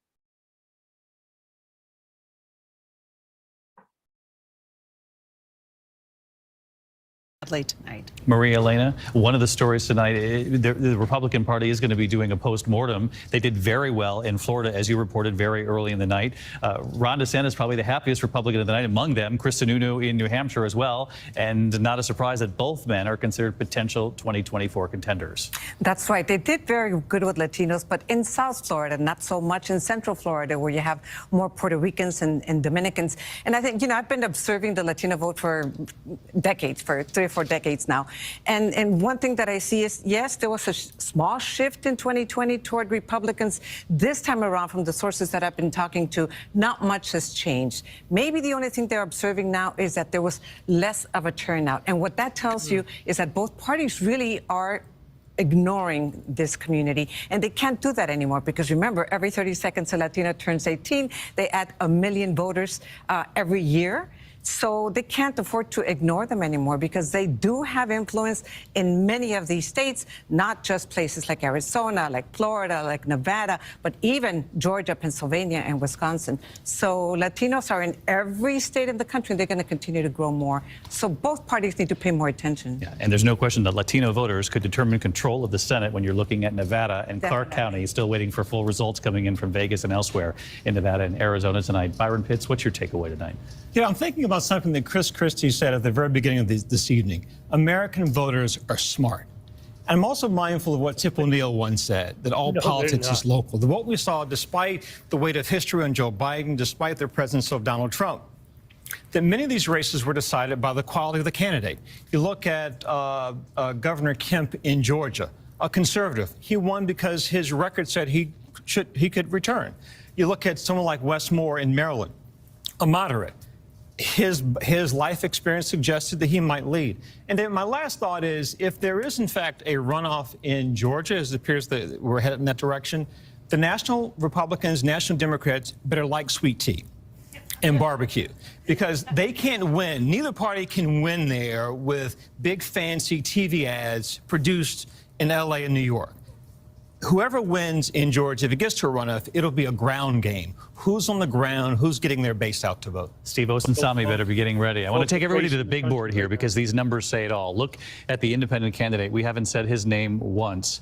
Let's show this. Chase Oliver, 2% of the vote, and that's the 2% that could prevent them from getting to 50% recline, which takes us to a runoff, potentially. Yeah, that's your libertarian candidate. And look, I think a lot of those voters, it's safe to assume, were basically people that couldn't pull the lever for Herschel Walker. We've been talking all night about how Brian Kemp won as handily as he did, and the fact that Herschel Walker is underperforming his vote by as many hundreds of thousands of votes is likely to be at the end of the night. A lot of people parked their vote there or just left it blank. And that sets up a fascinating runoff, because then are they people that just would never vote for Walker because of his many scandals? Or are they someone who, if control of the Senate is truly on the line, they have to buck up and vote Team Red at the end of the day and go with Herschel Walker? It is fascinating. On the third-party candidates, they take from both. But I look at that tonight and think, those are people that were potentially going to vote for Herschel Walker. They wanted to register some kind of disapproval with the incumbent. You know, it's funny.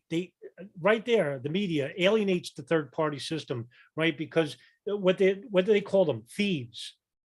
Well, look, they took away votes from the two prominent parties, right? No. Why did Chase Oliver get 80,000 votes? Because those 80,000 people know that the Democratic Republican system is broken. And so they rather have a third party. You know how many people would rather vote for a third party if they knew that the third party could be a threat to the system? A lot of people would. Do you know that during the Trump and Clinton election, that we saw the biggest non-voting turnout in history? So a lot of people didn't vote that election. It just so happens 4 years later, we saw the most people vote in history. Which I think that's incredulous. Nevertheless, if there's a lot of people in this country, I think more than we realize, that are fed up with this two-party system, and they want more options, and they would be right. But we need to make sure that the third option can actually have a chance to win. So I hate the fact that the media, that both the Democrat and Republican parties, they look at the libertarian movement, for example, and say, all they are is GOP, or, they're rhinos, Republicans, and, I'm sorry, make-believe Republicans, and the Democrats and Republicans, they'll team up and they'll demonize either the Green Party, the independents, or the libertarian movement, because, these people who are still Americans want another option, and they have the right to do so. So I don't get it when you have, media pundits like this Muppet here, who's basically complaining about a constitutional right to vote whoever you want to vote for. And then they have the nerve to complain about it because the media, much like these congressional people, they're all bought and paid for, and they go by a script. And the script is ABC is basically a liberal leftist establishment. Fox is basically moderately right establishment, and they'll go by the script that's given to them by their editors and demonize the rest of the public that's not with their agendas and worldviews. And that's why we have this polarizing, alienated country, which you could see tonight is basically divided into two camps. They just chose someone that they knew wouldn't win. Well, listen, I know Terry Moran had been reporting extensively on the camo-wearing folks who were gathered at the ballot box in Arizona, those images. So I want to take this to Pierre Thomas, our Chief Justice correspondent, because we also had, obviously, in recent days, the attack on Speaker Pelosi's husband. You had warnings about escalating rhetoric in this country. Dare I say there's a sigh of relief, obviously, in this room as well, that we haven't had any reports tonight of problems, anything close to that level around the country. Exactly, David. You had one situation in Wisconsin where a knife-wielding man did show up at a polling station, but they were able to get that situation under control in about 30 minutes. So law enforcement tonight is breathing a sigh of relief, but they are concerned about the days after the election in terms of will people accept the results. But I do think when Biden put the issue of American democracy being on the line, along with people voting on the issue of abortion, I think the images of January 6th still resonate with people. So when he raised that issue, perhaps people were thinking about, we don't need extreme politics. And Kate Shaw, I'm reminded of something Wait a minute. That doesn't make sense. Look, I don't want to hear about extreme politics. Nobody cares about January 6th anymore. I mean, more people care about Ukraine than January 6th. So I don't want to hear about that. So Bruce said at the very beginning of the night, which is pay attention to abortion rights and where it's on the ballot in this country, and the candidates who made it an issue front and center. And I know a lot of the polling showed that the Supreme Court overturning Roe was weeks and weeks ago, and that had faded in the minds of voters. But I think we've been shown something else tonight. Yeah, it turns out I don't think it did fade in the minds of many voters, right? So we got to remember, Donald Trump transformed the Supreme Court. He put 3 justices on the court. He said they're going to overturn Roe, and they did. And it looks like delivering on that promise actually has backfired in terms of the electoral fortunes, at least as things look right now, of the Republican Party. So it does seem to me that abortion was a critical issue in this election. We heard Carrie Lake, Dan Abrams, the readout of what she said to her supporters tonight when Whit Johnson was reporting in from Arizona saying we're not going to give this to the cheaters or what have you. This would appear to be more rhetoric, not anything substantial legally by any means. Right. So you got to separate out complaints for the court of public opinion and complaints you're actually going to lay out in a court of law. In a court of law, you need evidence. You need facts. You need something to back up a claim of an election that is stolen or misdeeds. In the court of public opinion, she can say whatever she wants. And that's the key. Will there be potentially challenges in the courts? Possibly. I think it'll depend on how close it is. But I think it is important to take a step back. This has been one of the most scrutinized elections ever. Probably. More poll workers, more people watching, more scrutiny than any other election maybe in history. And you know what? There were some minor hiccups. Of all places. There were some minor issues. Yeah, there's a power outage here. There's a problem here with a vote tabulator for a little while, but they still have the backup paper ballots ready to go, and they just have to hand it to somebody else in Maricopa County. My point is, when you think about how many millions of people voted tonight and how carefully this election was watched, things went pretty darn well. Knock on wood. Yeah, so far. I mean, who knows in the next couple of days what's going to be, what's going to unravel. But, you never know. And Georgia is so close, anything could happen. I mean, it just, funny stuff could happen in Georgia. We don't know. I mean, also, too, this whole point of,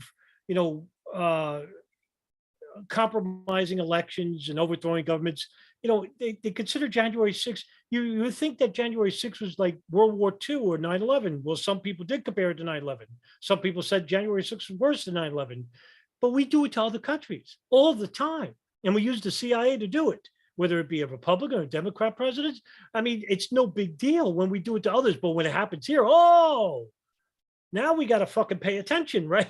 Now we got to do something about it. But you weren't doing anything about it when Obama did it in Libya, or when we did it in Iran in 1953, or when we did it to Central America in the 1980s, or when we did it under the Obama administration when we tried to do it in Syria. Oh, no, we did it because we're trying to save democracy. That's why. January 6th, they had the right idea, but they went on the wrong premise. And who went? Well, the retards. I mean, I don't like using that word. The fanatics, the Alex Jones types, the Q people, the dumbest people. If you would have went there united as a left and right, as a human community, and said, hey, we demand better living conditions. Hey, let's stop ending the war in Yemen and Ukraine. Hey, let's raise federal minimum wage. You know how many people would be on your side? You wouldn't be as divided. That's what we need to keep them honest, knowing that, hey, the people could rise up. Because remember this, the government is for the people, by the people. Well, they don't think that way. They think they rule the people. They only need you on days like yesterday for a vote, and that's it. Then fuck you after that. Stugotz, right? You got to remember that you hold enormous power and influence. And until you realize that, you're going to remain powerless. From folks that were leaving the voting booths was a severe hardship, 20%, a moderate hardship, 59%, no hardship at all. This 20%, of course, the big number. This would get people to polls because how uncomfortable inflation was in this particular period. Now, we also broke it down by race. White answered the question 18% as a severe hardship as we drilled down. For those black voters, it was 22%. The group that felt at the highest degree that inflation caused severe hardship for them was the Latino vote, which is the question, would they come out in key swing states? Okay, let's move now to nationwide in terms of the top issues. Most important issue for voters nationwide, again, top of the heap here, inflation 31%, abortion 27%, and the 3, 4, and 5, you see, immigration, crime, and gun policy, that varied state to state. But let's drill down on the question of, yes, I say number one, inflation is the most important issue I'm voting for. When you drill down on that particular group, 7 out of 10 said, if it's the most important to me, I'm going with a Republican candidate. For those who are on the left side or Democratic, they said 2 out of 10, about 3 out of 10, they went for a Democratic candidate. What does that mean? That meant it definitely was an energizer on the right for Republican votes when it came to the issue of inflation. And finally, on this, who do you trust more to handle inflation? This is consistent. 54% Republican Party was the answer, 42% the Democratic Party. So very close there. And so what does that mean in key battleground states? This was the question. Who would win out based on the question of inflation and the economy? So let's look into those states where we don't have the answer yet. They're uncalled, 5 of them. As has been mentioned so far this evening, when we look at Nevada, that is a key state that we have not called in the Senate, 65% in right now. So how did inflation, how the economy work into a state like this? Look at this. Cortez Masto, just about in par with Biden. Adam Laxalt, 47.7% with the Trump vote, very, very close. So you can see that as we look at how does this affect on states that have not been called so far. Nevada represents one of those. We'll have more from the big board. We're going to take a short break. We'll be right back. Yeah, I kind of right there.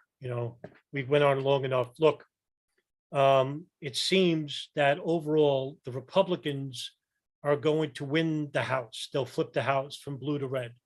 The Senate is still too close to call. It is 48-48. You need 51 to have the majority. This probably won't be decided until Friday. The House, you need 214 to win as the majority. The Republicans are at 195 right now. They're probably going to win in the next 24 hours. So what did we learn tonight? Well, we learned a couple of things. One is that the Trump administration is bad for the Republican Party.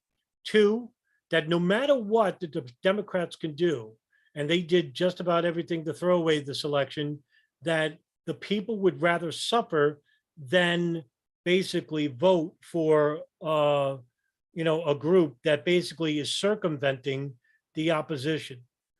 And three, the problem of a competitive third party.